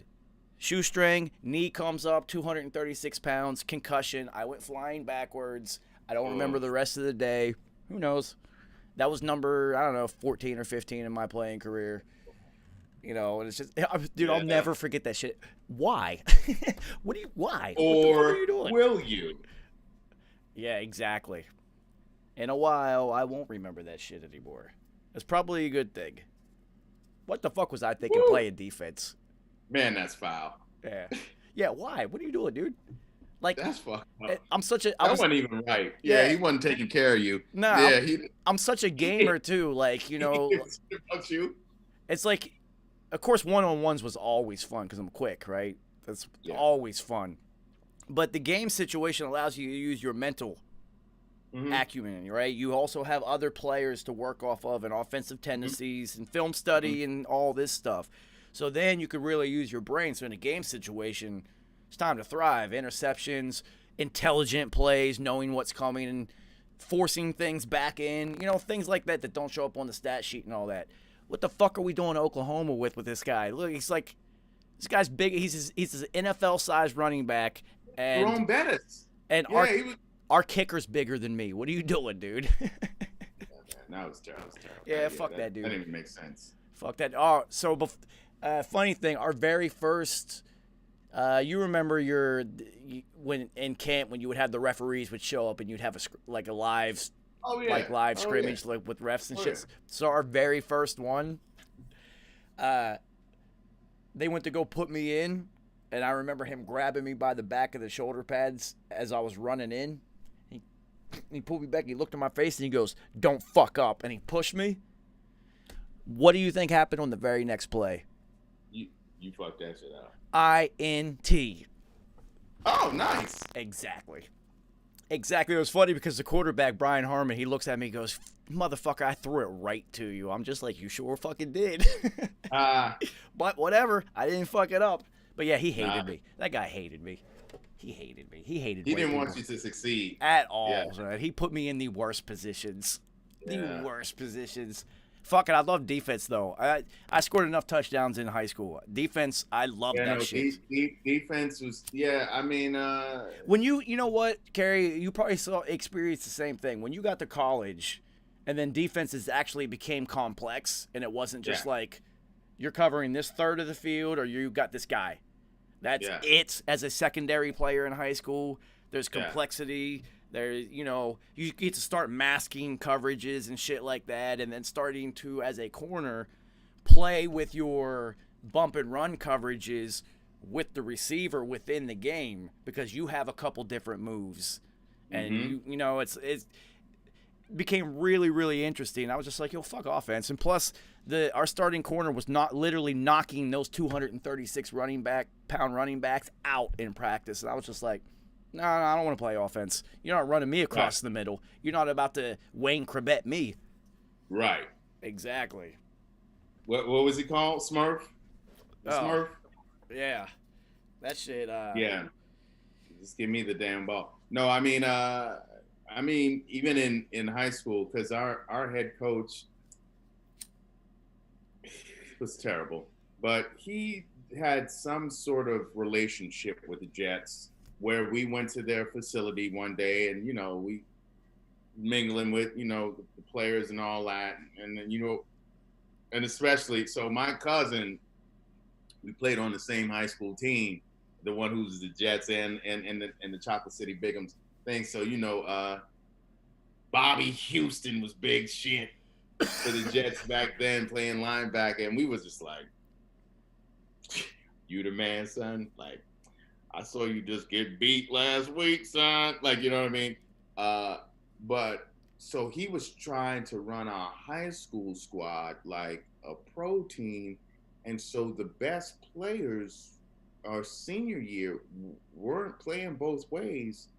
And you had to choose offense or defense. And we were like, why? We're the only team in this league that's going to do that. Why would you do that when we actually have a squad that can compete for a chip? That doesn't make any sense. And so what ended up happening was our first preseason game, this was coming fresh off of camp. We were up a little upstate, Monroe Woodbury. They had this quarterback who was like Randall Cunningham, like for real, like Randall Cunningham. Son, he had an arm, but like his scrambling game was tremendous. We were such dogs coming out of camp. We were just feral animals. And so when they looked at me, I was playing both. Like I was like getting busy at receiver. I was getting busy at corner safety. And like I was really coming into myself. And they were like, you got to choose. Are you going to go offense, defense? Now, be honest. I couldn't stand my fucking quarterback. He was a piece of shit. We just did not get along. We almost had a fight a couple times. He was a piece of shit. He was a piece of shit. A little racist too. Yeah, look, a little bit. Yeah, look, a couple ounces of racism that he would let slide out. A couple tinctures. So I was like, you know what? Fuck that. I know I'm not gonna get the rock, and I'm gonna be open all the time. I'm just gonna be frustrated, and then I'm gonna want to fight him. And so, you know what? I like to hit people. I'm gonna go defense. Go on defense. And I get in there, and I'm like frothing at the mouth. I'm getting to smack people in the mouth. We get down. We're winning 7-6. And we end up winning on the goal line stand in the final seconds in their home stadium. And that's when I knew, beyond a shadow of a doubt, defense was it for me. Yeah, like I knew how to run all the patterns. I knew how to like set people up for routes and all that. And I had speed. So, I mean, I wasn't worried about that, but that wasn't as interesting to me as knowing that you feel like you can beat me and I'm not going to let you do it. Yeah, you know like, what? That's way more interesting. I felt like I had beat enough people. And even, the first couple of weeks at receiver, I was getting busy. Like, I'm too quick. Change of direction is too instantaneous. Right. It's like, if you had a quarterback who understands that as soon as I make a move, there is going to be 3 to 4 feet of separation instantaneous. It was so easy. But getting on defense and stopping somebody else, because come on, son, in high school as a quarter in West Virginia, they might throw the ball 7 times a game against you, and they're not throwing it against me. They're throwing it against the other guy because they're like, well, 5's over there. We're not throwing it at him. Do not throw it at that guy because he will take it to the other side because we're only throwing it a couple times a game, and I'm looking for pick sixes because I'm trying to get in the goddamn end zone. God damn it. So the funny thing with me, though, Gary, like, I got to college, and it's just like that's the first time in my life it's just like offense or defense. I'm just like, well, wait a minute, can I play both? I'm like, can I do both of these? Like, I can physically handle it, and mentally I can handle it. And, we're running 2 miles before every practice, and I'm finishing like a half mile before the rest of the team. We do the obstacle, like the obstacle run and everything, and I'm like lapping people, like infinitely in better shape. I didn't even smoke weed back then. I was Forrest Gump, dude. I could run forever. And I did not understand why they just wouldn't let you play both there. It still was really weird. If you're an athlete and can handle it, why not? Put him out there. That's what I'm saying. And I'll tell you this too, because you have what I like to call the glory mongers, and I don't know. Sometimes I'm like, it's not even your fault. I get it. You've shown a skill set that a coach has seen, and then they just said, "You the man, son." And so then you get all this shit. You get all the plays. Everything's coming your way. And you have more skills than everyone else. So you just score. You're just used to being successful. And then that gets to you. And you become a glory monger. Like, yo, I do this all the time. And then you just feed into that. And you just need that all the time. And then there's the other people who want to stop you. Like, oh, you do that shit all the time? Well, guess what? Not today. Yo, you gotta remember. And it takes a different sort of attitude. And when you tap into that, it's a difference. That's why you could have 200 touchdowns like Jerry Rice, or you could have 40, 50 interceptions like a lot of the great corners in this game. Herb Adderley, who played for the Packers, had 39. Great corner. You understand what I'm saying? You had some of the guys. You had Night Train Lane who had 81. You had that. But people are getting clotheslining people. But you have far lesser numbers, and you have far fewer opportunities for so-called great plays. But that doesn't matter to you. It's just honing and focusing to make sure that you, the glory monger, does not have a great day. You have to, because especially if you're good on defense, they're not even going to throw it to you. They're not even going to throw to you. So you become starved for opportunities, but you're so locked in on just doing what you have to do to shut it down. You help your teammates by being as good as you are on your side. So, Kerry, think of two-way players in the NFL. All right, Deion Sanders was the last to really do it effectively. Obviously, because he didn't hit people, and here's why it doesn't happen in the NFL. All right, on defense in the NFL, you have to fucking hit people unless you're Deion Sanders. He's the only one who got away with it. Even Revis was up there sticking people. Yep. Right? You have to hit people. Your body cannot train itself to be the aggressor and also train itself to absorb hits. It's a whole different skill set. Like a whole different skill set. Targeting, knowing where to hit people, what angles and whatnot so you don't hurt yourself. And then also being able to take hits, momentum, and things like that so you don't get hurt. Two completely different skill sets. J.J. Watt, he's the last. Remember the year he should have won the MVP? Dude, he had like five touchdowns at tight end that year. They just kept putting him in at goal line. Like, listen, he's better than our tight ends. Just put him in. Shit. Why don't more teams? Yeah, Vrabel. Yeah, exactly. This dude has the most incredible reception touchdown percentage in the history of the game. The history of the Super Bowl. Are you kidding? He's got 3 Super Bowl touchdowns. Come on. Every time they threw him the rock, he caught it, and he caught a touchdown. I think he was like 8 for 8, something stupid like that. It's 100%. Yeah, and this is all before Gronk got there, so they never really had. They had Ben Coates, but you're going to focus on Ben Coates. So you got to. Oh, Ben Coates. Oh, you had your man Wigwam Wiggums. Wigwam Wiggums. Wiggins. Mayor Wiggums. Mayor Wiggums. Like, he was the most misshapen human being I think I've ever seen, but still got busy. I was like, yo, this little fat fuck still gets open and catches. Him and Tony Saragusa. Two misshapen ass motherfuckers who got very, very busy. Yeah, because even with Vince Wilfork, you just looked at him like, no, you're supposed to look like that. You're a nose guard. You're really good. He was also surprisingly athletic. So, to me, Vince Wilfork was like an oversized Warren Sapp. Yeah. Who just didn't have as much ball skills, but he was a problem. Yeah, his footwork was amazing. Yeah. Yeah, so that was a fun tangent. See, this is why I don't know what happens.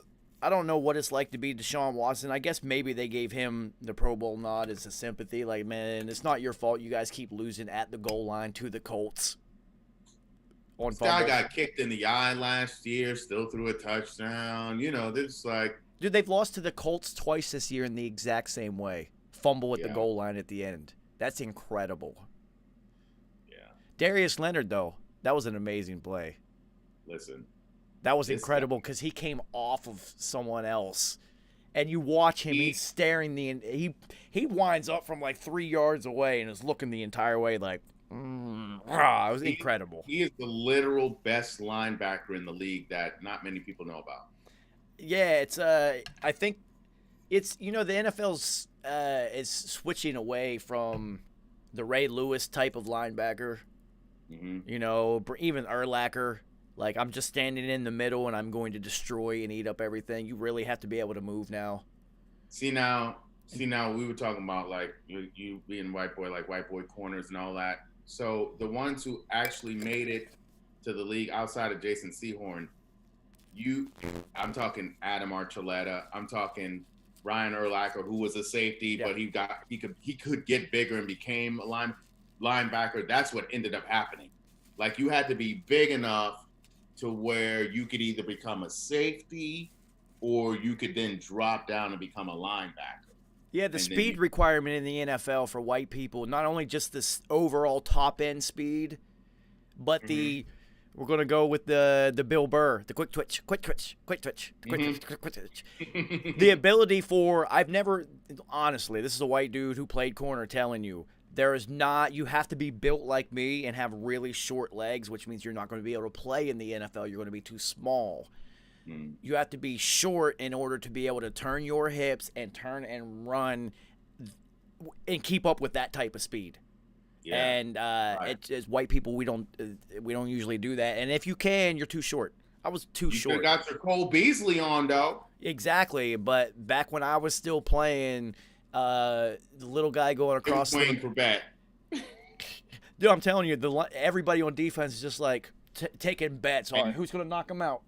And Wayne Corbett got absolutely slaughtered. Oh my God. Listen, not enough white slot receivers give Wayne Corbett enough credit. They give Wes Welker all the credits. Danny Amendola, No. It was Wayne Corbett, homie, out of Hofstra. And he wasn't even fast.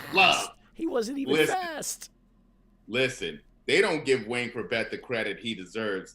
He opened the doors for all the little white boy slot receivers who are making money today, who are also well concussed. All of them are well concussed. This is just the thing. Hey, well, I can't imagine how many you would have in the NFL because I just made it to Division II college and I ended up with 15. So, like, yeah, I mean, I look at Danny Amendola. I mean, that dude. I mean, when he was healthy, when he was at his healthiest, I'm like, damn, that guy is nice, but can't stay healthy that long. Yo, he made a lot. He also was a very reckless. He would go in and make very tough catches. Yes, he would definitely sacrifice himself. Which is the reason. And see, that's the thing. That's the reason why he made it in the league. So the thing that got you there is the thing that is fucking you up the most. See, now, if you look at a player who does the exact same thing and was able to stay relatively healthy outside of a knee injury, and now the end of his career, he's fucking old, is Edelman. Edelman being a punt returner and whatnot, and having that skill set, he understood how to avoid big hits and all that and not get destroyed. Yes, he did. And that is a key. That is why it was such a key element to his game, because he knew how to avoid. He was in that Ramseyan type of thing. Get down, because you have everybody coming at you. Well, see, so I think Edelman. Everyone coming at you. You have to know. I think Edelman, the players, and then not absorb a lot of punishment. I think Kyler Murray's more along the Edelman line of, because Edelman wouldn't get down. Edelman would still go forward. He would. He just understood how not to take the brunt of the physics, and that's what Kyler Murray's out there doing. He makes a lot of people. Edelman made a lot of fucking people miss for not being that fast. Oh yes, for sure. He's not that fast at all. We're talking like 4.5 at his best. So we can transition to this game, which makes me worry about Tua, because Tua runs like he feels like he's Cam Newton, and he's always diving forward, and I don't know if he knows this yet, but that's a recipe for disaster for someone like him. Do you know what he reminded me of visually whenever he had that touchdown run where he kind of like leaned in? What was that? Pat White, when he was a Miami quarterback on that sideline when he got. And we see what happened to Tua's bigger than Pat was, but Tua's not big at all. No, he's not, and so I worry about him because Tua is good. Tua is that Alabama quarterback that has shown you he can do it. He could do it. You knew that when he came in and won the national title game, though. He was different. Yes, different. He has to stay healthy, and also look at Salvin Ahmed. He came back, got a hundo for the Dolphins. Yeah, well, it looks like New England, and you're talking 2 decades of watching them intently every single play, even in blowouts. They've checked out, dude. They checked out. But also, what have we always said? Miami beats New England in Miami, regardless of the situation. Especially at the end of the season. This was the easy pick, but even though you have a rookie quarterback facing Bill Belichick, it was the Patriots in Miami at the end of the year, and they always lose that game. Always fucking lose that game. Even with that was an easy pick for me. Even with the greatest offense, some of the greatest offensive lineups and teams, Super Bowl winning teams, they always lost there. Easy. That was such an easy pick. Yeah, that was an easy pick. Miami, though, that defense, impressive. Legit. I can't even wait till these players who opted out opt back in, which is going to be interesting because you've had these other cats playing dope, and so it's like, well, you ready to play backup? Yeah. I mean, unless you can prove that you could take my spot, I don't know. Exactly. So, I mean, and the guy I like on there a lot, Christian Wilkins, who is out of Clemson. That guy, he's a monster. Yeah, their future is. Oh, their future is bright. You got Xavier Howard, and I think about this. Think about if Minkah Fitzpatrick didn't leave, and I wonder. It wasn't working there though. Well, because Miami did get draft picks, so I think everything just balanced out the way it did balance it out. But that's just like, even for a good player, he just didn't fit in Miami. All right, so he didn't fit the Brian Flores way of doing things, and Brian wasn't there yet.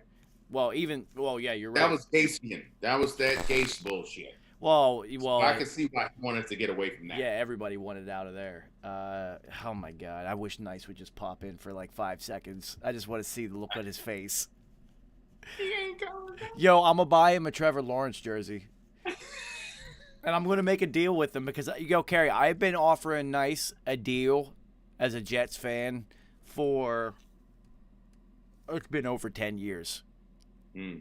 Every single year before the season starts, I tell him, well, listen, Nice, if you want to pick a different team, I will not hold it against you, and I will tell everyone you have always been a fan of that team. Fair. I will not throw you under the bus. I'm all about you having an opportunity to go root for somebody besides these bum-ass fucking Jets. Every year I give him the opportunity. I'm not doing that now. I'll give him one opportunity. He can only be a Jags fan. I literally said, we need to get you out of this abusive relationship, son.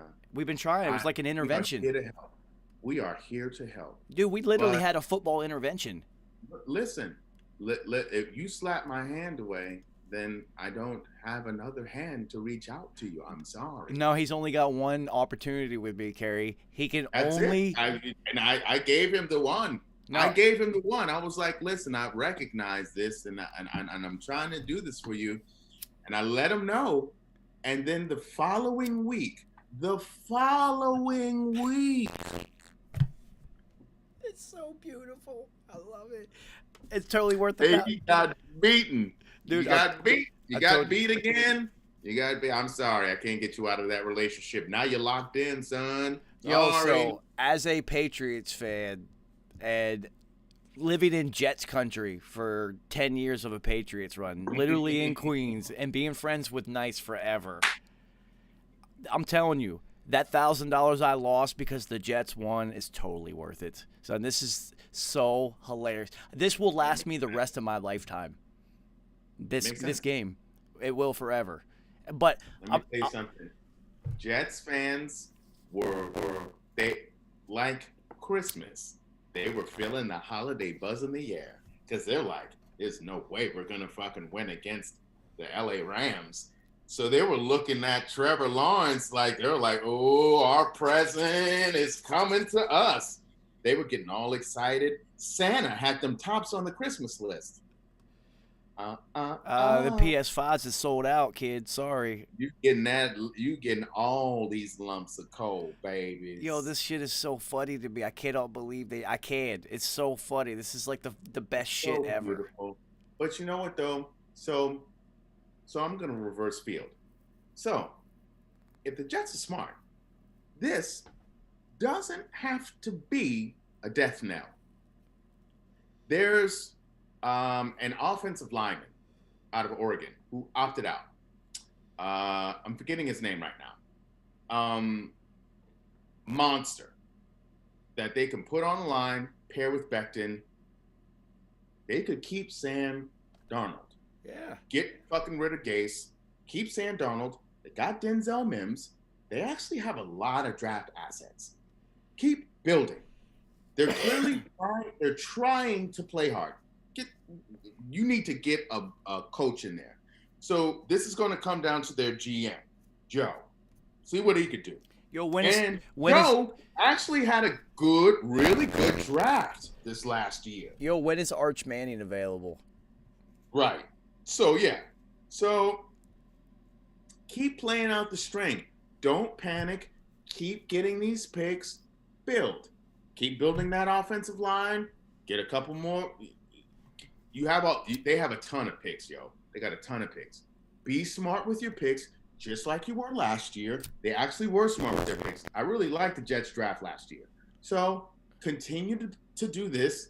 And now we start looking at 2023, and we got some like real threats. We got some real competition going here. And if a quarterback rises to the top, and this is to say, what if Darnold continues to, you get Gase out, and this cat continues in the mold of how he played against the Rams? You know, he played well against the Rams.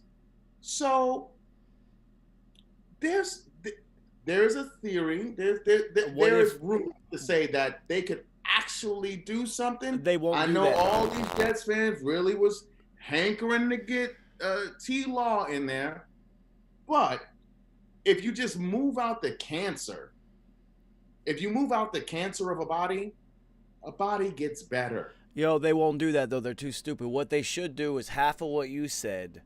Continue to build. You have all this draft capital. Go get that other tackle. Now you have two of them. Two monsters. Yes. All right, go get a running back that's not Yes. 44 years old, right? You got some young receivers. Yes. You know, defense plays relatively well. You know, Yeah. continue to build on that, and then build this roster that is worthy of somebody coming in. And yeah, Not Running even back. draft capital. Somebody coming in, a la in a cut like not this year because Matt Stafford and Matty Ice Cream and yeah. money making Mitch. All these quarterbacks are going to be available. Who's Yeah. going to be a free agent like after next season? Then maybe you could make the Jets a desirable destination because you have a lot of cap space and it is New Yes. York. Which player wants to be in New York? See, you can do that. And this is what I'm saying. And this is just throwing it out there because they wear the same colors. What if in a few years Carson Wentz turns it back around again? And now the Jets, you got a solid offensive line. You already still you got a nice good young back. Yo, Flea says they're just going to end up with Kirk Cousins. Oh, come on, man. Why would you do that to him?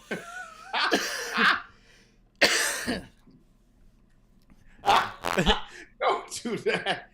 Don't do that to him, son. Yo, you know it would be a smart move on both parties because I can see how things could come to a need for it to end there and his wife wanting him to relocate to New York if they had a competent roster. Russell Wilson. Interesting. Yeah, that's a possibility. I don't really know what his contract see is, how Russell many leaving Seattle. how many years he's got left, but if he left Seattle, I wouldn't blame him. Here's If they the thing. say they come up short and lose in the first round this year and then again next year the same thing, it might be like, you know what? I'm done with this shit. Pete He Carroll, is- I'm done with you. But Sierra wants to he- move to so- but Sierra see, wants it's to move to beyond- New York. This is what you got to know about Russell, though. It's beyond football. He's so entrenched in that Seattle community that it would be tough. Now, You don't think So you said New Sierra? York. You don't think she Badu'd him? so here's the thing. You know which team he would actually be more of a draw to him? It would be the Chocolate City Bigums because Russell Wilson is a Virginia native. And so he grew up there. So if he were to come to the East, his destination would most likely be the capital. That makes Capital sense City. too, because he looks like he wants to get into politics. So what I'm saying is that would be more of a destination than anything else, not the Jets. He'd either stay in Seattle, retire there, or he'd go to Washington. No, but I So- want to have this conversation again when Nice is on, so just to give him false hope, because it'll never happen anyway. Yeah, because it'll never happen. It'll never Yeah. happen. Speaking of Seattle and Washington, well, Seattle did pull out a victory, even though Washington had fucking... Dwayne Haskins sucks, dude. He sucks. We already talked about it. It's on-field performance. Yeah, a bunch of empty numbers. I don't care. These numbers don't mean anything to me. They mean nothing. you put up- which means they should honestly, when you get up. So I think I figured it out. When you get your team up a certain amount of points, right? Should hit a threshold. Let's say 17. And then your team loses, your stats should zero out. Not even count. Because it's empty. Meant nothing. 15 points against the worst defense in NFL history. It should zero out. Your stats should zero out. They don't count for shit because your team didn't win and you had a sizable lead and there's no way you should lose that game. No way. No way. Yeah, I So- mean, once again, if Alex Smith would have been there, I would have rode with the Redskins. I would or, roll with Washington all the Bigums, way. excuse I me. would have rolled with Washington all the way. But I knew it was Dwayne Haskins, so I chose Seattle. Correct. Easy one. So what you did get wrong, and I know I don't go with Chicago often, but Minnesota sucks. They can't win games. They just can't win games. You know what? You in a sense, and I don't even know. You kind of talked me out of money making Mitch. Like I was like, why did I go? And even though I was like, he's coming back and he really wants his job again, y'all. But here's what Chicago finally did. They gave the rock to David Montgomery, and they didn't stop. Finally. I didn't know that Matt Nagy was finally going to get some fucking brain cells that actually did a dance together and said, hey, this shit works. And they gave it to him, his jersey number, 32 times. Well, what did he do? He had a career day, and Chicago was fucking unstoppable. So, money-making Mitch, though he got another brick in his duffel bag, the week before he did have a good statistic game, right? This week, I did watch a little bit of it. He was overthrowing. He was back to money-making Mitch. Huge overthrows, misses. So I think Matt Nagy was just like, shit, well, we better start running the goddamn ball now. And they only won because they gave the rock to David Montgomery 32 times because Mitchell Trubisky was in the red zone again. All you had to do was not turn the fucking rock over, and he threw an interception in the end zone, which he is famous for doing. Yeah. That's the opportunity to have an overthrow in there. Just don't do it and give your kicker an easy field goal. All right, so if I could manifest this, because yesterday was the winter solstice, because money-making Mitch is not going to be the Bears quarterback next year. And also, like, the convergence or the contingency or whatever, there was, like, two things. It was, like, the solstice and, the convergence contingency where things are just all... Yeah, so I want money-making Mitch to go to the Jets. Ooh. Just for the torture of it. Now I'm sounding like E40. Ooh. Now, actually... Who won that versus? I forgot to watch it. I didn't watch it. My money would have been on Too Short. I can't listen to E40 for that long. When you say bitch, and you make bitch like a national treasure of a word, you always got my vote. Bitches ain't nothing but hoes and tricks. Come on, son, you could do that in a versus battle. Good for you. Come on now. I mean, that's a mic dropper right there. Yeah, Baltimore absolutely blew out Jacksonville. Jacksonville's not going to fuck up this chance to get the number 1 pick. They will not fuck it up. No, they will not. Uncle Rico's starting for the last 2 games of the year. He's going to throw 5 picks a game. They don't give a. They're going to let him blow the game. They don't. Go ahead and throw that football over that mountain, Rico. James Robinson plays limited snaps. They're not going to fuck this Players up. are going to start opting out with the Roni.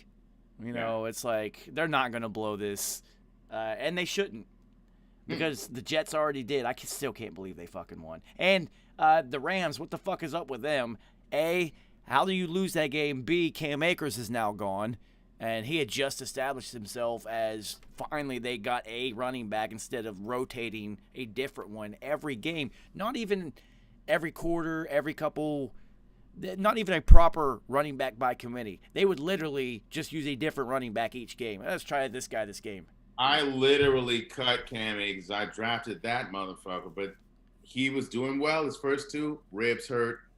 Didn't get to see action the following 10 games. I couldn't hold him on my roster. Let him go. As soon as I let him go, 2 weeks later, which is hard in a 14-team league to let a running back go, all of a sudden, Darrell Henderson Jr. gets a little hurt.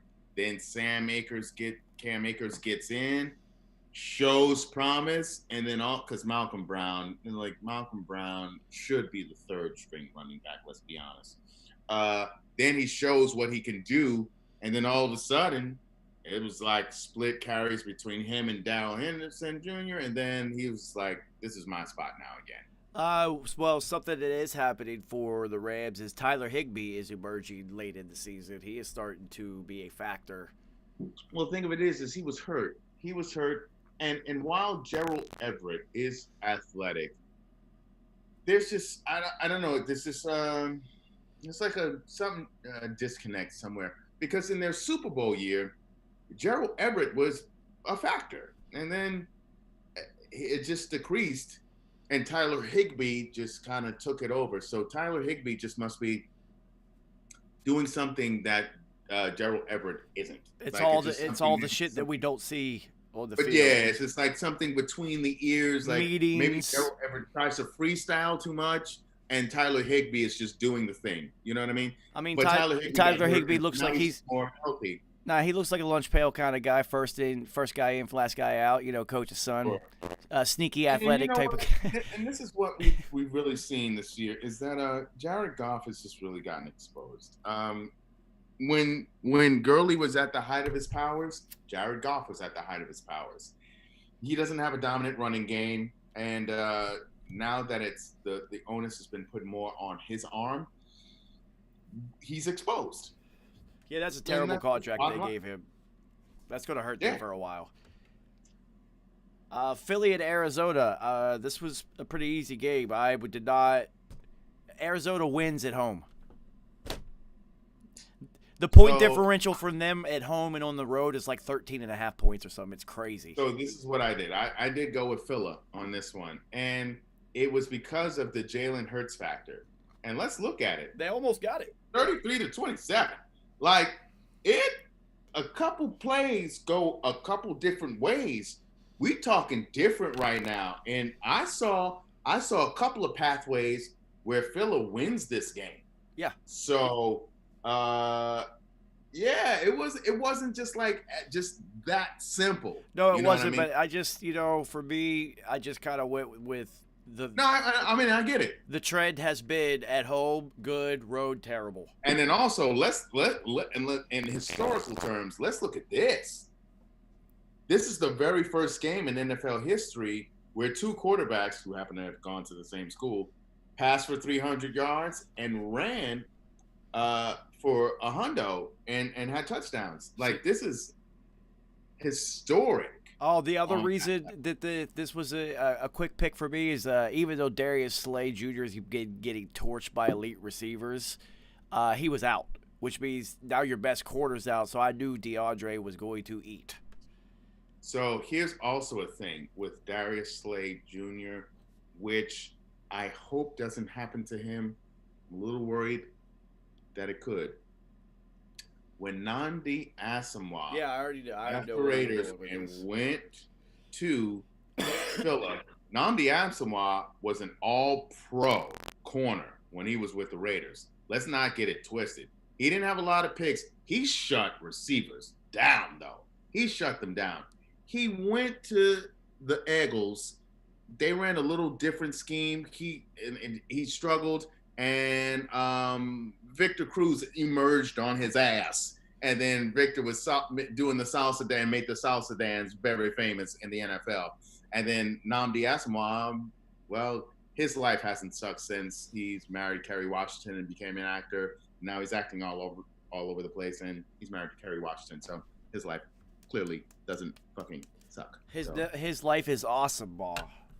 Yeah, it's awesome. I mean, it was going to be his fucking name. It's incredible. But that kind of made it kind of easy given the trends. And like I said, I knew DeAndre was just going to do what he did and go out. Plus, I'm trying to come back, so I had to, I'm living on the edge. That catch he had, his hands. Oh, I mean, that was just stupid. They were like, so when did you think you would catch that? He was like, when it hit this and this hand, when it just, as soon as the ball touched this. Yo, I'm wondering when people are going to stop asking him stupid questions. I know. I love his answers, though. They're hilarious. I love his answers. Do you not know that this man knows that his hands are the best hands in the league? Like, what? Don't ask a receiver when did they think they could catch a ball. As soon as the quarterback decided to throw it my way? I mean, what? As soon as they called a pass play in the huddle? Oh, sweet. Yeah, what are you talking about? Yeah, dude. As soon as I decided to play football that guy's hands are not only retarded, but they're gigantic. But I love it when he was like, as soon as it hit, bang. Yeah, see, he just got himself with that catch back into first team All-Pro with Devontae Adams because now it's more than one catch Because I'm telling you, Justin Jefferson was having such a good season.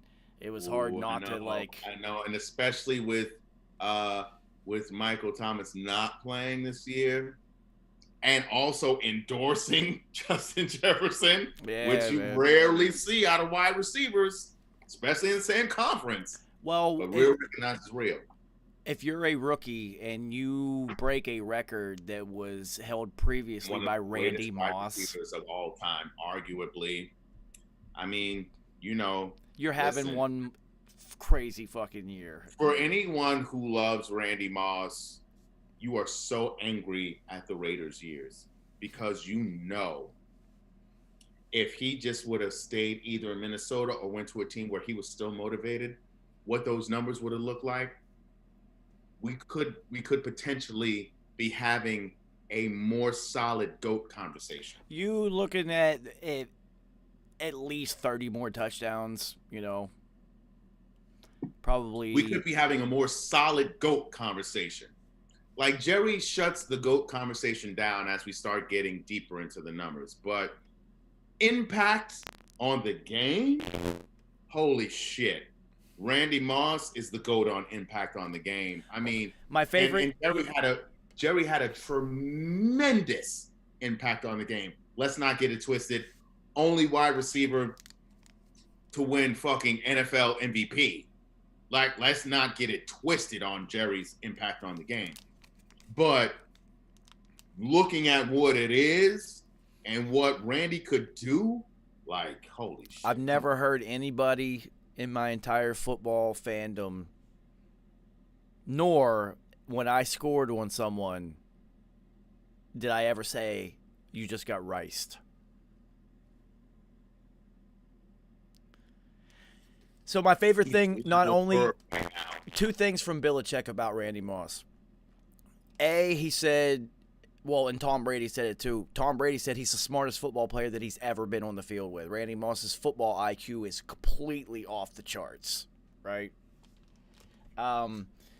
B, my favorite thing that Belichick said about him, he said when Randy got to New England, he taught me things that I never knew were even possible about football. And I was just like, well, damn, Belichick said that. He said Randy makes places on the field available for opportunities that were never available before. That's insane. So you go back. You can. That's what I'm talking about. You go back and look at remember his very first touchdown against the Jets. Absolutely. Up and all the way across the field to the opposite corner, across three people's faces. Because he had the speed to do it. Other than him, that play all the way over there is not even an option until Tyreek Hill got into the league. Yep. You know? Exactly. And you have Patrick Mahomes who could actually get it over there. But Tom Brady at that time could get it there. But Belichick said that about him, and I thought about that. I was just like, wow, see? And to me, if you change the game, then that's how you are the GOATs. You Wilt Chamberlain that thing, like, you must be considered for GOAT. That's what I'm saying. That's why I preface it. If you are a true Randy Moss fan, you are mad at the Raiders years. Because if he didn't have that lull in his career, then you wouldn't have the Rice fans being as argumentative about the numbers. Because, I mean, Jerry put it out there. We get it. All right. And he also played till he was 43 years old. You know what I'm saying? With two Hall of Fame quarterbacks. Exactly. In organizations that were dedicated at that time to win at all costs. When Randy got to the Raiders, they weren't at win at all cost mode. They were not. They just literally were not. Randy's Minnesota years were so hilarious. It literally did not matter which quarterback was starting. They literally 1, 2, 3, throw it as far as I can. It doesn't matter who's covering it. The shit was hilarious. He made every quarterback. Dante Culpepper had a career in the NFL. Randall Cunningham had a resurgence. Because of Randall Moss. Yo, he said one of his favorite quarterbacks of all time was Jeff George, though. He said Jeff George had a fucking hell of an arm. He said Jeff George. Yeah, he said Jeff George will really throw it down the field. Jeff George is a sad state of affairs because that motherfucker had an arm. We talk about arm talent. This dude could sling it across the lot. It was just he had a missing link. Just had a missing link. Yeah, That's what I'm saying. Jeff George was not a leader of men. he did have a He cannon. had franchise quarterback arm talent.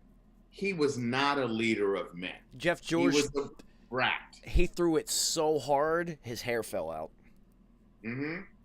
Son, he had a cannon, son. He had an absolute cannon. He was a guy who was coddled throughout his career because his talent was so tremendous.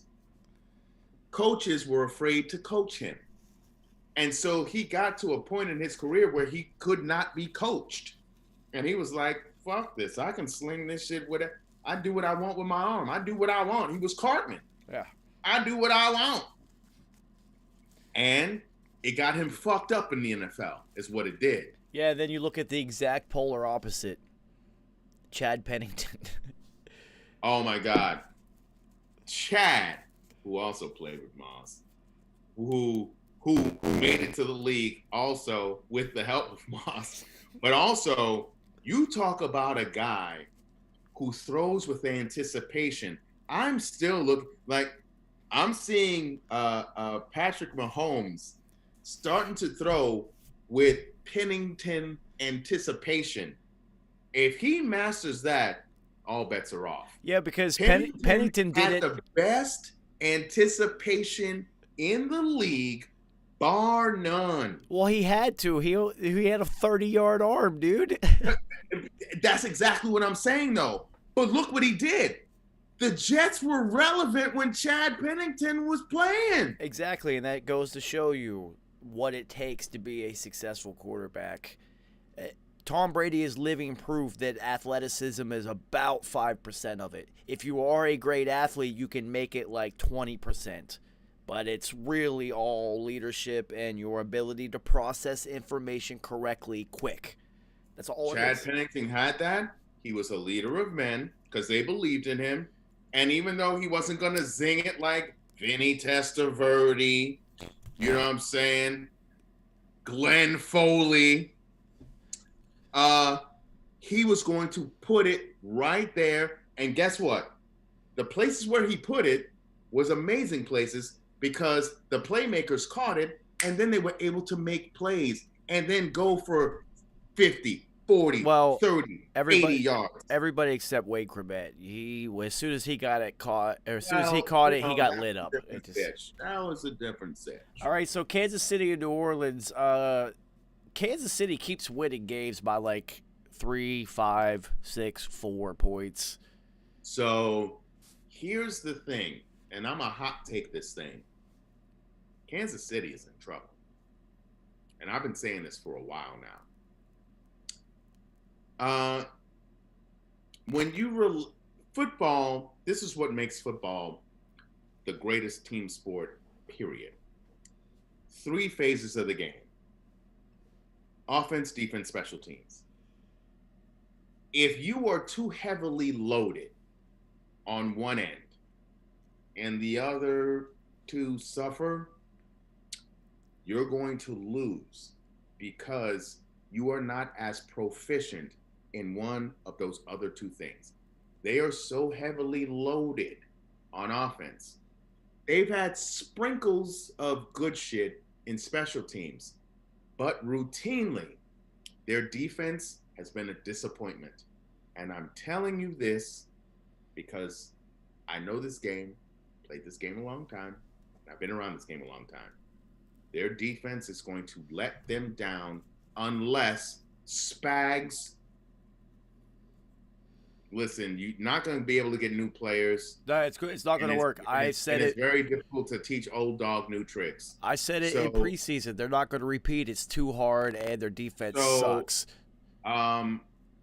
Their defense is ultimately going to let them down, and so it's just a matter of who's going to do it. And so here's the thing. There's a pathway for them to get back to the chip.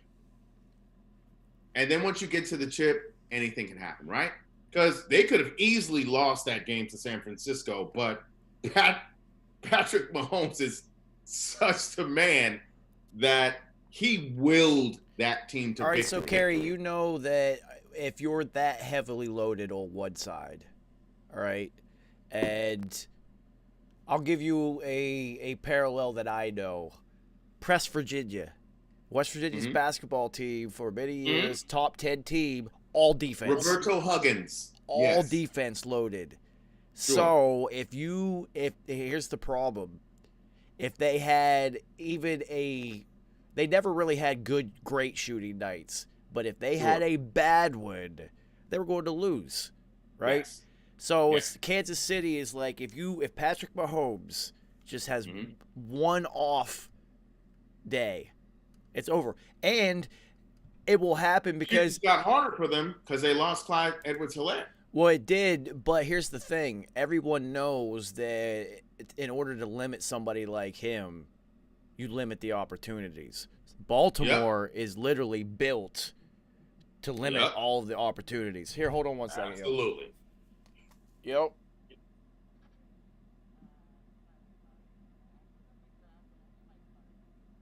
Yeah, hold on one second. Uh-oh. I just got to open the door. Yeah. I'll be right back. No doubt. Oh, hello. Yeah. So anyway, like I was saying, if you're too loaded on one side, the defense is wide open, which makes seeding in the AFC that much more important. So getting that first round bye for them, absolutely key. But who's going to come next? Are the Colts going to win? The Colts are actually built in such a way that they could unseat the Kansas City Chiefs. They got 3 running backs. They got the rookie, got Naheem Hines. Oh, okay, I was just chatting with the peeps while you were gone. And this is what I was saying. And this is I was circling back to how KC can be beaten because due to their defense. And also, you brought up Baltimore, but I think a better example would be the Indianapolis Colts, because they have the 3-headed monster, because I don't know what's going on with Ingram in Baltimore. They got the rookie, Jonathan Taylor. They got Naheem Hines, who's playing his ass off. I mean, you also got Wilkins, who can do things for you. You have a fantastic offensive line, okay, to go up against a weak defensive line. So they could maul you. And on defense, you have an all-pro at linebacker, and you have Xavier Rhodes, who's playing at a Pro Bowl level. Okay, we forgot about him. But you also have other people on the defensive line who can get it done. So get pressure on Patrick Mahomes. And what we know about Patrick Mahomes, what do we know? We know that when he gets frustrated, because Vegas frustrated him, what did he do? Threw interceptions. When he gets frustrated and he gets angry and he's trying to make plays, he will give it up. He'll rely too much. He relies too much on his talent. That's what I'm saying. And that's his weakness. His weakness is his hubris. All right, because he's had Kerry, so much success so far in this game. He's had so much success. He expects it all the time. So his hubris is actually going to be his downfall. And so a team like Indianapolis is perfect for the takedown. That's why I'm saying the seeding in this is going to be super I think key. it's even worse. They can get the first round bye. I think it's even worse than that. I think it's even worse than that. So if you look at the NFC side of the ball, right? Realistically, you have Tampa and Green Bay as like total team that has like a shot of like making a run and winning a Super Bowl, especially with Tom there, because the experience factor plays huge in the playoffs and whatnot. So, and then you look at the other side of the coin, and you look at the AFC. Not only do you have Kansas City, a defending champ, but then you look at every other team that's in the playoffs essentially, Like you said, start with Indianapolis. Great defense. They've shown they can beat them. They can play with them, especially if Phillip is on. And now T.Y. Hilton's emerging again.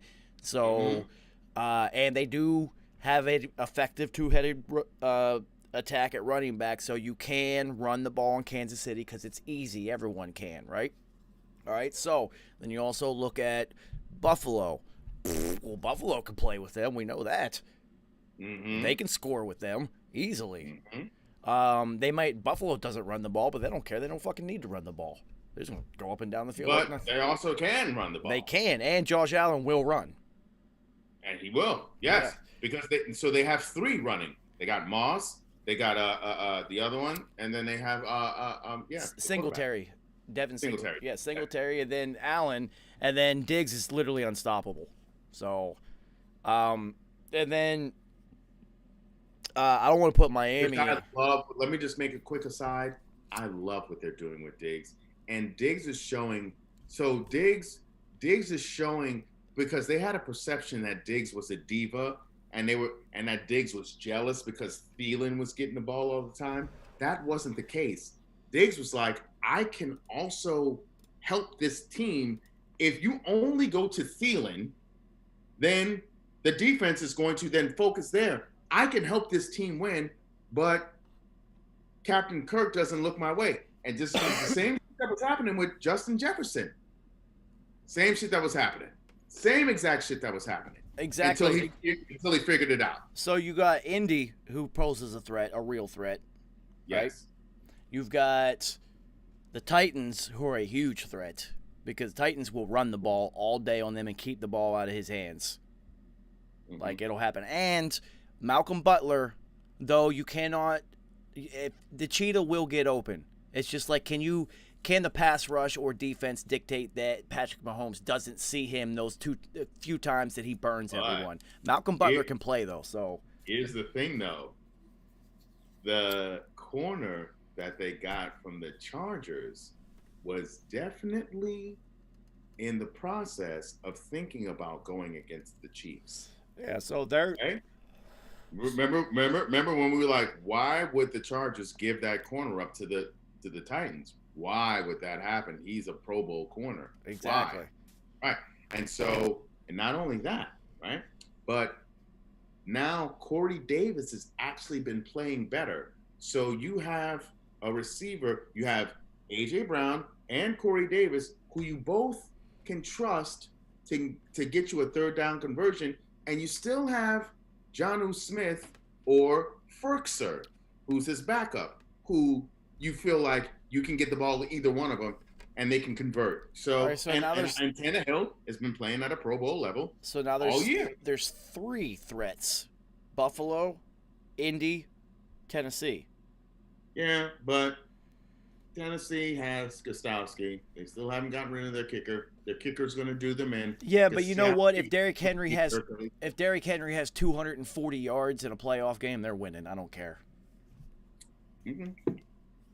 And that very well could happen against that defense. And then it actually could. And then I'm just saying, and I've been saying this all year. And I know that Gostowski was your boy for several years. Oh, he's done. He was the coach's boy. They played together. Gostowski is their Achilles heel, and he's going off the playoffs. Well, yeah, but we're in this context. We're only talking about in a one-game threat to Kansas City's repeat. Sure. But also, we saw that the Chargers should have beaten them earlier in the year, and who lost it for them? The kicker should have won the game for the Chargers. Didn't do it. All right, so we game this year. We got 3 threats. All right, now Baltimore gets into the playoffs. They're a threat because they can just keep the ball away from you again, and their defense is pretty fucking good.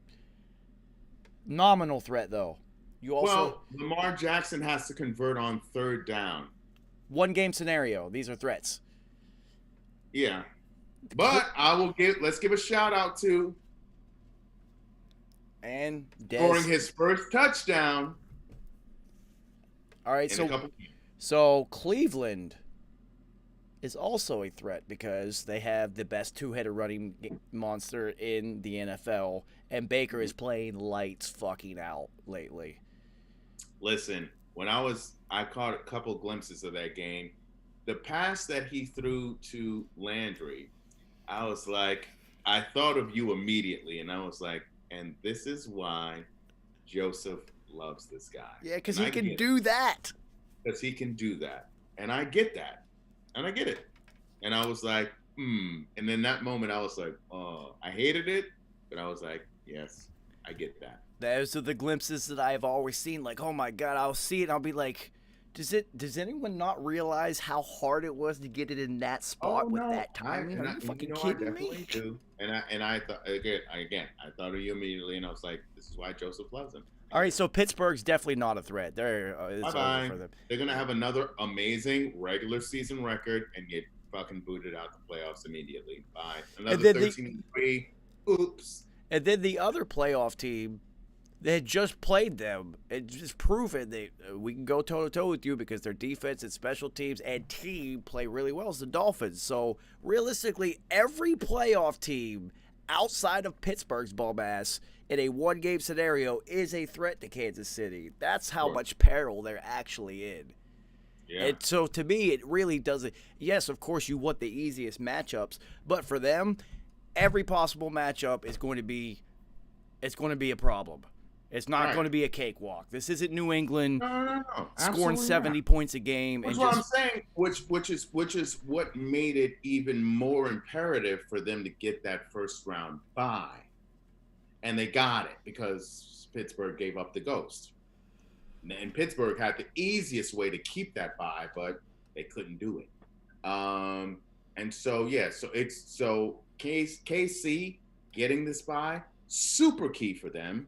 And so now we just have to see how these other teams work it out, and then who advances to the next round to get them. And, KC, as I've been watching them throughout the season, especially in the second half of this season, they start off slow in the first half. Mm-hmm. And so if you can do what Cincinnati did to Pittsburgh last night, and then make it. I'll give you a better example. If you can do what New England did the two times that they beat Kansas City in the playoffs recently, is get up on them early, and then defense does enough to hold off the inevitable wave of offense that is coming. Well, that's what Cincinnati did last night. That's what I'm saying. So you can even go to an example of how to beat Kansas City specifically, because New England did it twice. Yeah. But they'll never do that again because Tom Brady is not walking through that door. Did you see what he said? They asked him if he would ever consider going back north, and he was just like, listen, I grew up in California. I spent 20 years in the Northeast. I will never be caught dead in a cold weather town again. I was like, oh. Listen. That's someone who just did their bid and was just like, I'm going to be a model citizen from now on, son. Not only did he go to a cold weather city, he went to a really fucking cold weather city, too. That's what I'm saying. Like, listen, my man did his time, and he did his time very well. That's someone who maximized his time. Oh, so, you can forget the 4 years that he was up in Michigan, too, out of California. Right, had to suffer up there. Who thought he did his 4 years in Michigan, even though a couple of years got stolen by Drew Henson. He had another year stolen by Greasy, even though Greasy was the senior. He could have potentially had another year stolen, But they needed him. They like called in the backup, and then he performed every single time. And he was like, listen, I'm just doing this so I can make it to the league, so I don't have to be an accountant. But if I'm going to be an accountant, guess where it's going to be? In California, bitches. Like, I ain't going to stay out here just because I went to school here. Another testament to his retardedness and his ability to overcome and just will himself to be great. Born and bred in California, warm weather kid, has the best cold weather record of any quarterback in history by a mile, by proxy of always playing in New England where it's always fucking cold. But when it was below freezing, dude, his record is like, I think he's only lost like 1 or 2 games when it gets that cold. It's like impeccable. Which the hoodie factor. Of course. All right, We so practicing outside, motherfuckers. all right, Yeah, so this week coming up, man, we get a Christmas present from the NFL, a Friday game on Christmas Day. Oh yeah. Minnesota, Coming up. Minnesota at New Orleans. Wow. So I'm going with New Orleans. Minnesota sucks. I get that. And I truly, where are they playing? They're playing in New Orleans, and the second half, Drew Brees wasn't throwing so many ducks. He actually kind of got into the flow of the game, and they started to call the offense tailored to more of what he could do, and not instead of what he used to be able to do. So, and dude, Minnesota just loses games. They do need to win. They need it. Minnesota doesn't. They're not. They're already out of the playoffs, and Captain Kirk throws picks, and they lose games, dude. It's just what they do. The thing of it is, though, These are the games he wins. I don't know if they give the ball to Captain Kirk as many times as they give it to Dalvin Cook. This all depends on how New Orleans defense reacts to what's going on. If they shut down the run, then it's their game. Because New Orleans has shown weakness against the run recently. yeah, I know. I'm still going to go with the Saints because you do what you do, bro. You do what you do. these are my looking at the schedule that I haven't even looked at until this moment picks. Now, when listen, let me tell you something. I'm the only one who sends my picks to you. I never get your picks to me, so I just go off your word by who you be picking. So let's just put that out loud. I will say this, that after like week 3, I have actually been picking before you because in order to do the FanDuel shit, you have to pick Thursday's games to get all of them. And I just do them all at once on Thursday. Know that. You don't send me that file. You don't send me that picture. Well, you know why? I don't know who you pick, son. So this is why season 2 is going to be dope because it's all going to be on FanDuel. I'm going to create a private Well, I room. love that. Well, then let's do that then. Because I'm just sending my picks. And he says, oh, yeah, I picked them. And I'm like, but did you though? Listen, I'm a trusting individual. Well, also, but on top of that, I have rationale and justification for every pick too. It's not just like, oh my God, I just picked that. There's always a reason. There's always of course, we can always make a reason for anything. Of course. No, but this is like I said. I need physical evidence, my dude. Well, this is why. You feel me? I mean, we're learning as we go. This is why FanDuel. Yeah, we learning. We learning. We can, and I know that I need to see who you pick. We can create just the way you see who I pick. We can create the room, and then also we can put. Let's create the room then. Let's do that. Let's go ahead and create the room. We can put some bread on it too. It'll be fun. Oh shit! All right. Now we're slapping some dough on this thing. And we're going to do a Gray Matter fantasy league for not just us, a private league. Now that's dope. But for anybody else that watches or whatever that wants to jump in. Listen, and whoever, and it'll let's be fun. Give a special shout out. Let's give a special shout out to any and everyone who comes through to check us out, to talk our shit. Thank you so much, because you don't got to be here. You could be doing anything else. But if you come through, check us out, talk our shit. We do know what we're talking about. And just share our stories with you. I'm sure looking out, because you make us continue to show up every single week to do this thing. I'm sure Nice feels the same way. Yeah, he's juxing some right now. He's just juxing because he's angry right now. He don't even want anything. He don't even want what they got. He not even trying to take $600 stimulus checks. He just angry right now. Yo, Nice is right now is casing the Jets owner's crib right now. He's just like, this is it. He's just like, I'm gonna get all that baby. I'm getting something out of this fandom. I'm getting all that baby. So Saturday, this is late season. This is the last Saturday run though, so we got 3 games this Saturday, which makes it fun. I don't know if any of them are going to matter. It doesn't look like it. Tampa at Detroit. Tampa needs to keep winning. I don't know if Matthew Stafford. Yeah, they're going to. They're going to run the table the rest of the season. San Francisco at Arizona. Arizona needs a win. San Francisco doesn't. Probably go with Arizona because I don't know who the fuck's playing. Is Nick Mullins playing again?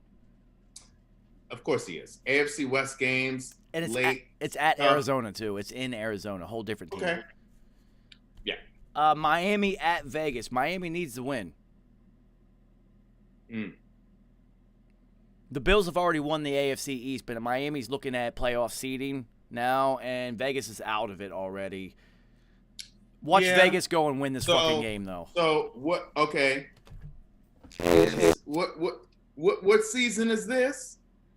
'Tis the season for spoilers. Yep. Spoiler alert. Yeah. Spoiler alert. Yeah. So I feel it too. Let's start thinking about that for these games. No, I feel it on that one. I feel like that's the type of game that Vegas will win. John Gruden loves to give the big ass middle finger to everybody. He used to coach in Florida. It wasn't Miami, it was Tampa. It would be great for him to give the big middle. But I don't believe that a Brian Flores-led team falls for traps. I get that. So wait, so who's starting? Is it going to be Mariota versus Tua? Is it going to be Samoa versus Samoa? It is going to be because Derek Carr is probably Let's think about that matchup too. There's a lot of interminglings. But Miami's defense, I don't think it matters who Miami's defense is playing against. Their defense is loaded. This is going to be a test of Brian Flores' coaching ability because this is a huge trap game. Spoiler. Terrible. I'm just saying. And if it is Mariota, have they faced a quarterback who can run as well as Mariota? Let's think about that. All right, so Atlanta at Kansas City. How many touchdowns does Patrick Mahomes throw against Atlanta's defense? 7? No. It'll be like 3. I actually think it's going to be an understated performance. I think we're not going to see baller-ass Patrick again until the playoffs. I don't think they don't need it right now. I don't think we see a huge performance out of Patrick Mahomes. So if you're banking on Patrick Mahomes to have a huge one in this one, I honestly don't see it. You feel free to disagree with me, but I'll be honest with you, I don't see it. No, me neither. I think they'll get up early, and then it'll just be like, all right, whatever. Atlanta sucks. Le'Veon Bell can eat. I think they're going to let Le'Veon eat. All right, so Cleveland at New York. Does New York continue the run? Did Bill Belichick leave 2 weeks worth of? Did Bill Belichick say, "Yo, fuck Cleveland too," and leave 2 weeks worth of game plans? Listen, the Browns are going to beat the brakes off the Jets. I know they are. The Jets aren't going to win again. It's going to be tragic. What would be even funnier is if they beat New England in Week 17 and they get the 3rd pick or something, and don't even get Justin Fields either.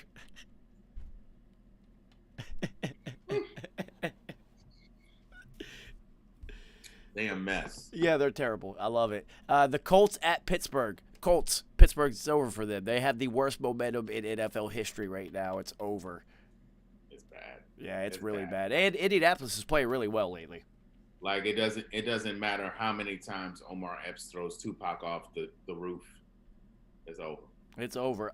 Chicago at Jacksonville. Jacksonville is definitely losing that football game. I don't care. Mitch could throw 40 picks. Jacksonville will run them all to the opposite end zone to get safeties on purpose. They're not losing this game. They are getting Trevor Lawrence. Guaranteed. Giants at Baltimore. Interesting because G-Men's defense is solid even against the run, but Baltimore is trending up. Right. And they need it because they're not in the playoffs right now. Well, here's the thing. They're both fighting for playoffs. Oh, yeah. Baltimore, I forgot you guys are still in it, too. Shit. Yeah. The G's are still in it, too. It's going to be a good game, then. So it's going to be – they're going to be fucking battling. That's going to be the 1 o'clock game that I watch because I don't even want to watch Indy at Pittsburgh anymore. Yeah. So I mean, honestly, I mean, I'm leaning towards Baltimore, but I'm saying the G's, it's all about game planning, yeah? But the G's, and we don't have a Pro Bowl tight end for anybody's like, well, you got a Pro Bowl tight end. No, we fucking do not have a Pro Bowl tight end. So anyway, it's going to be about the running game. Hopefully, Alfredo Morris and Gallman can get busy because Baltimore actually can be run against. So if we can do that, and we also have to check on the health of the corners of Baltimore because Colt McCoy, he makes third down conversions.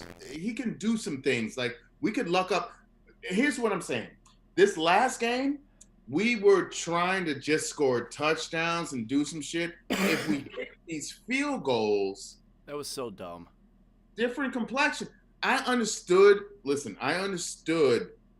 the mindset. I didn't agree with it. I said, you playing with the backup quarterback, kick the fucking field goal, get the points. Get the points. Keep in the game. Stay in the game. You stay in the game, the trajectory of the game is different. Stay in the game because you're still playing with the backup. But I understand he was going on that. He was going on that Riverboat Ron shit. But also don't do the shit with the punter. What the fuck was that? And Graham Gano was actually open. Don't throw it to the center. Throw it to the kicker. He threw it to the center. Don't even do that play. You know what I'm saying? It was like it was all fucked up. It was all fucked up. I was like, yo, this is a playoff team? What are they doing? Yeah, that was I didn't understand what the fuck was happening. But just kick the goddamn thing. And just kick it, and then you change the trajectory of the game, and you know what I'm saying? So, but I would just say I would give Baltimore the edge because, even after taking like a massive dump, it was probably like a watery one because they probably tried to fuck him up in Cleveland. Lamar Jackson came out and played Superman, and, he put his Pampers on and just was like, even if I shit myself, I'm going to still win this game. So when you have a player who's so dedicated to winning like that, it's hard to defeat them. And now you got X Factor back in the game, Des Bryant, but we also got Bradbury back. I didn't know because I forgot. Still going with Baltimore due to COVID. It's going to be a tough game.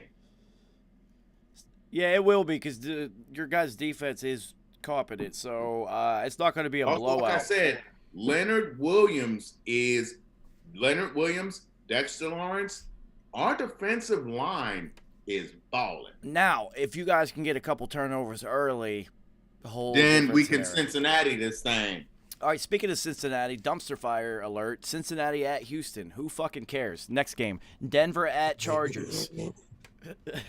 Denver at Chargers. I love watching Justin Herbert play football, man. That's the only reason. Absolutely. That's it. He is the ticket. He is the ticket.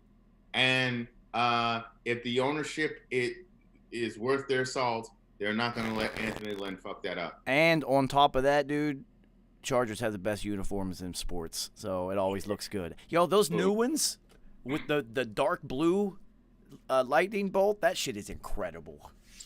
Don't fuck that up. Yeah. I will watch this game even if I'm watching another game, just so I can continue to watch him play because it's fascinating. He's amazing. He plays a beautiful game. Yeah. He plays a beautiful game. Yeah, definitely. When he's allowed to play his game. It seems so natural. It just is so weird. I think I'm he's throwing the guys. Guyton is a dude. You like, who's this guy? This guy isn't Keenan Allen. Guyton. Watch out for Guyton, y'all.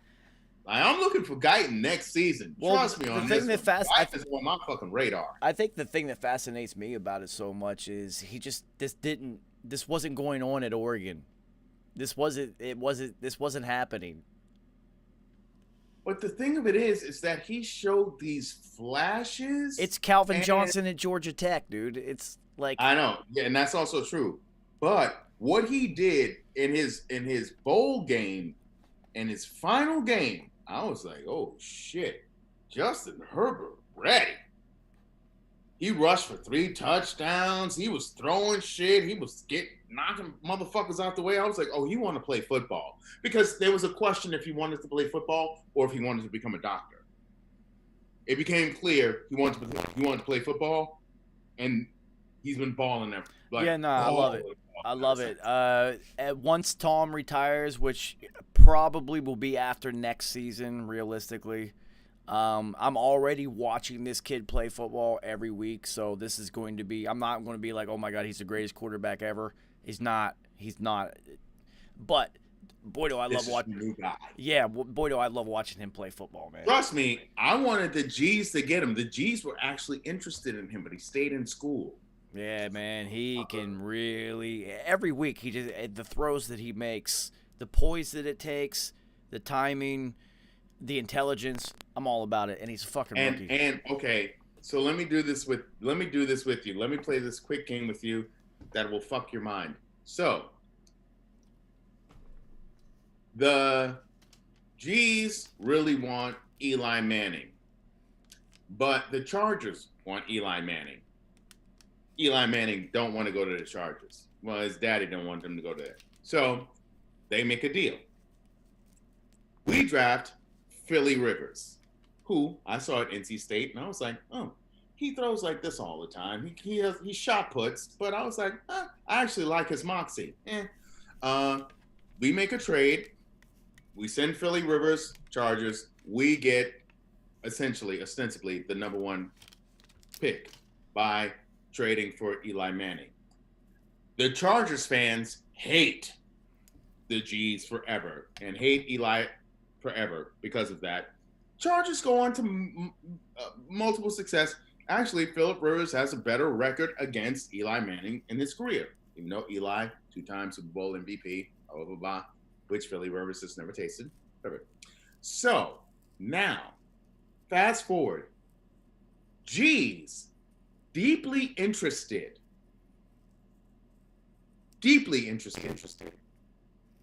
in homeboy, right? He decides to go back to school because we're sucking at this time. We're like, man, we have a chance to get him.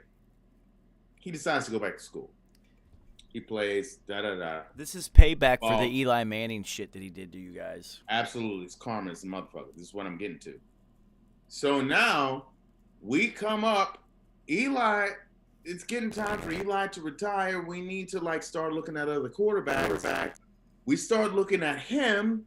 He doesn't want to come out yet. He returns. Da-da-da. So we decide to get a running back instead. And we build a different way.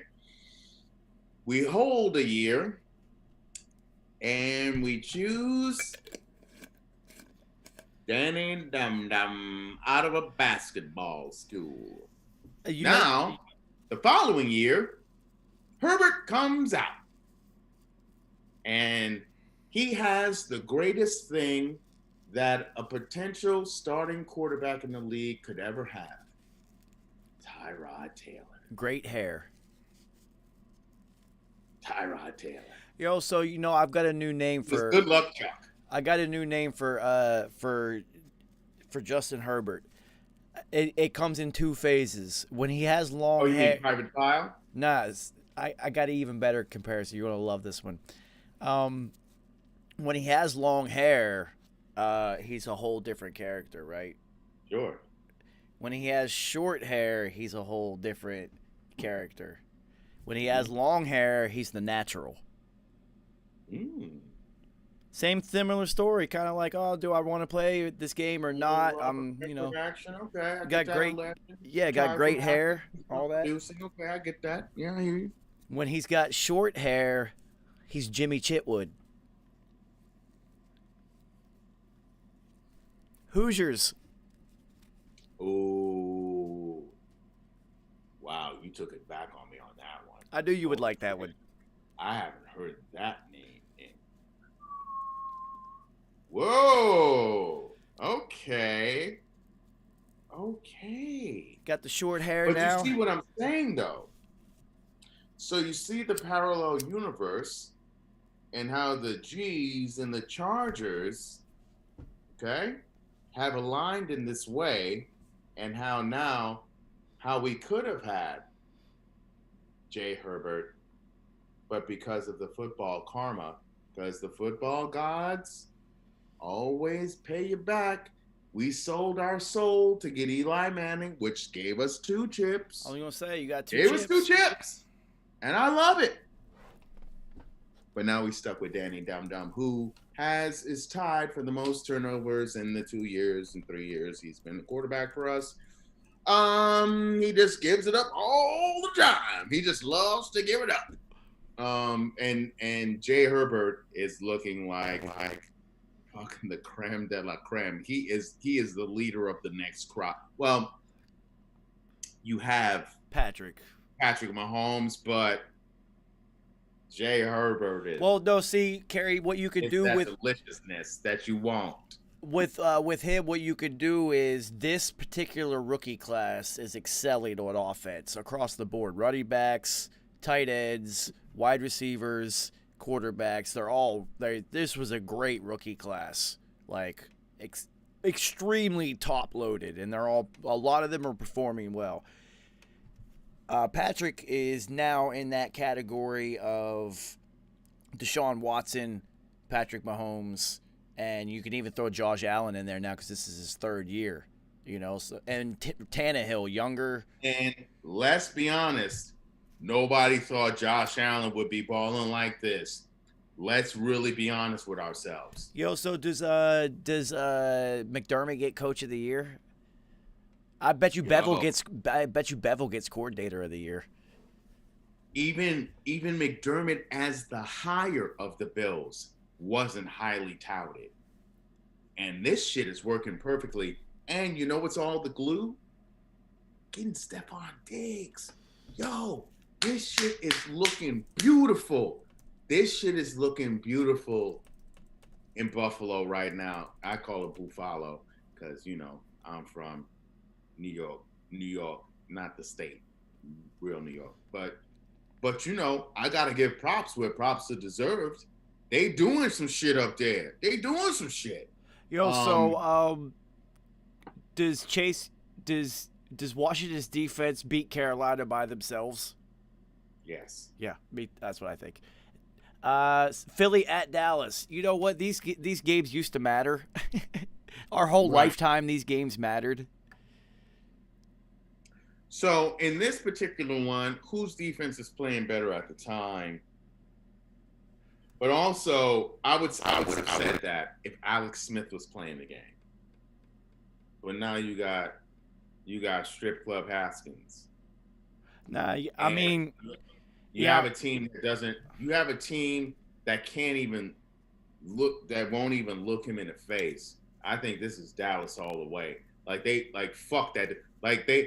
I feel like here's a team that's like, we don't want you to lead us, so they're gonna in this factor, in this situation, they will Willie Beeman him when they played in Miami and it was raining and they just opened the floodgates and let him get sacked 1,000,000 times. I think, I think Aldon Smith may actually have another touchdown. Aldon Smith comes up with 2 sacks. Hot take: Aldon Smith has 2 sacks this game and a fumble. Like he causes a fumble. What if he goes last Boy Scout in the rain at the end of the game? Fuck this shit. Well, wait. Are they playing in Texas? Yeah. It's concealed carry, so it is actually possible. All right, so back to a game that actually matters. Rams at Seattle. Playoff teams. Jockeying for position. Rams are... How do they answer after that Jets loss? Interesting. So here's the thing. And Seattle's defense is terrible. Historically terrible. But okay, feel me on this one. Rams got them that first time where Jaylen shut down DK and all that. Rams coming off Jets loss, right? Seattle needs to win. Pete Carroll, for all the shit that he gets, he's an adjuster. He has good coach on him. I believe Seattle gets this one. Yes, I love it when we differ on picks. These are fun. I mean, you know, realistically, if you know football, most of these picks are like kind of like, all right, this is how it should happen if things go the way they should, or even if there are small variants, it should still happen this way. Very rarely are there NFL matchups where you're like, oh man, I actually don't even know which way I'm gonna go with this one. Also, and here's my greatest factor: who I want at quarterback, Jared Goff or Russell the Love Muscle. Who do I want as a defensive unit facing the quarterback? The number one defense in football or the worst defense in NFL history? Plus, who did I just get back on offense? Carlos Hyde is getting stronger. Carson getting stronger. Rashard Penny is back. You're gonna see more of a rushing attack versus these Rams than you did the first time they matched up. Mark my words. Of course. Gabe of the week. Do what you do. This is why we gray matter. Everything is in between. There's no clean lines. Gabe of the week, though. They saved the Gabe of the week for a Sunday night, which is rare. Okay. Tennessee at Green Bay.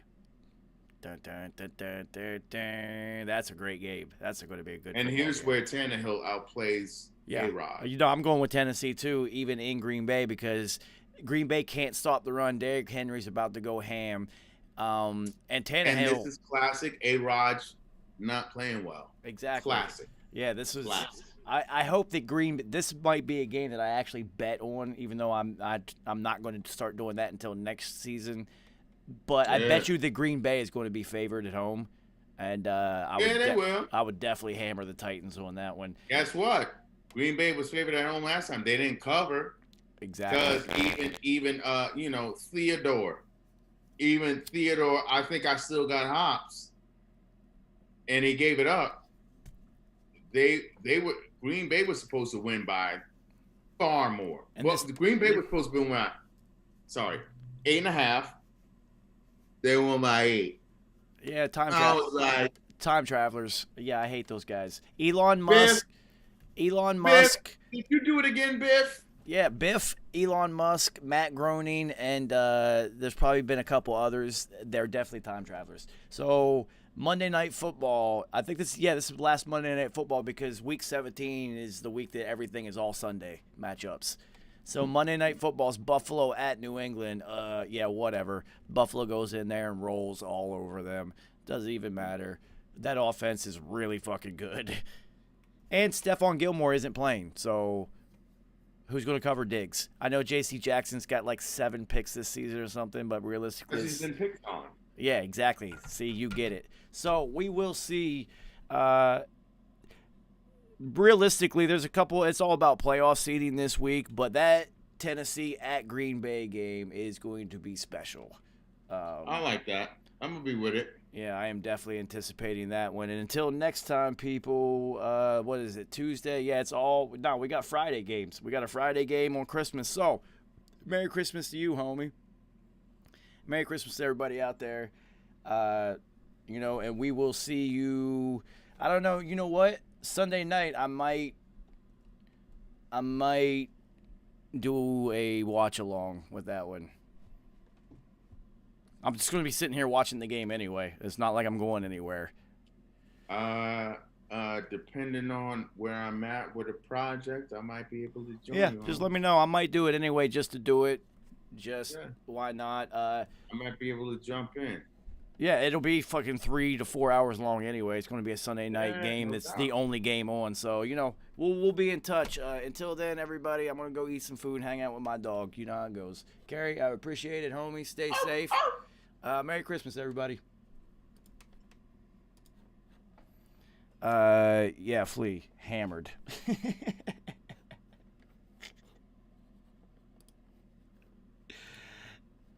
Absolutely. So Flea, yeah, man. I'll do it.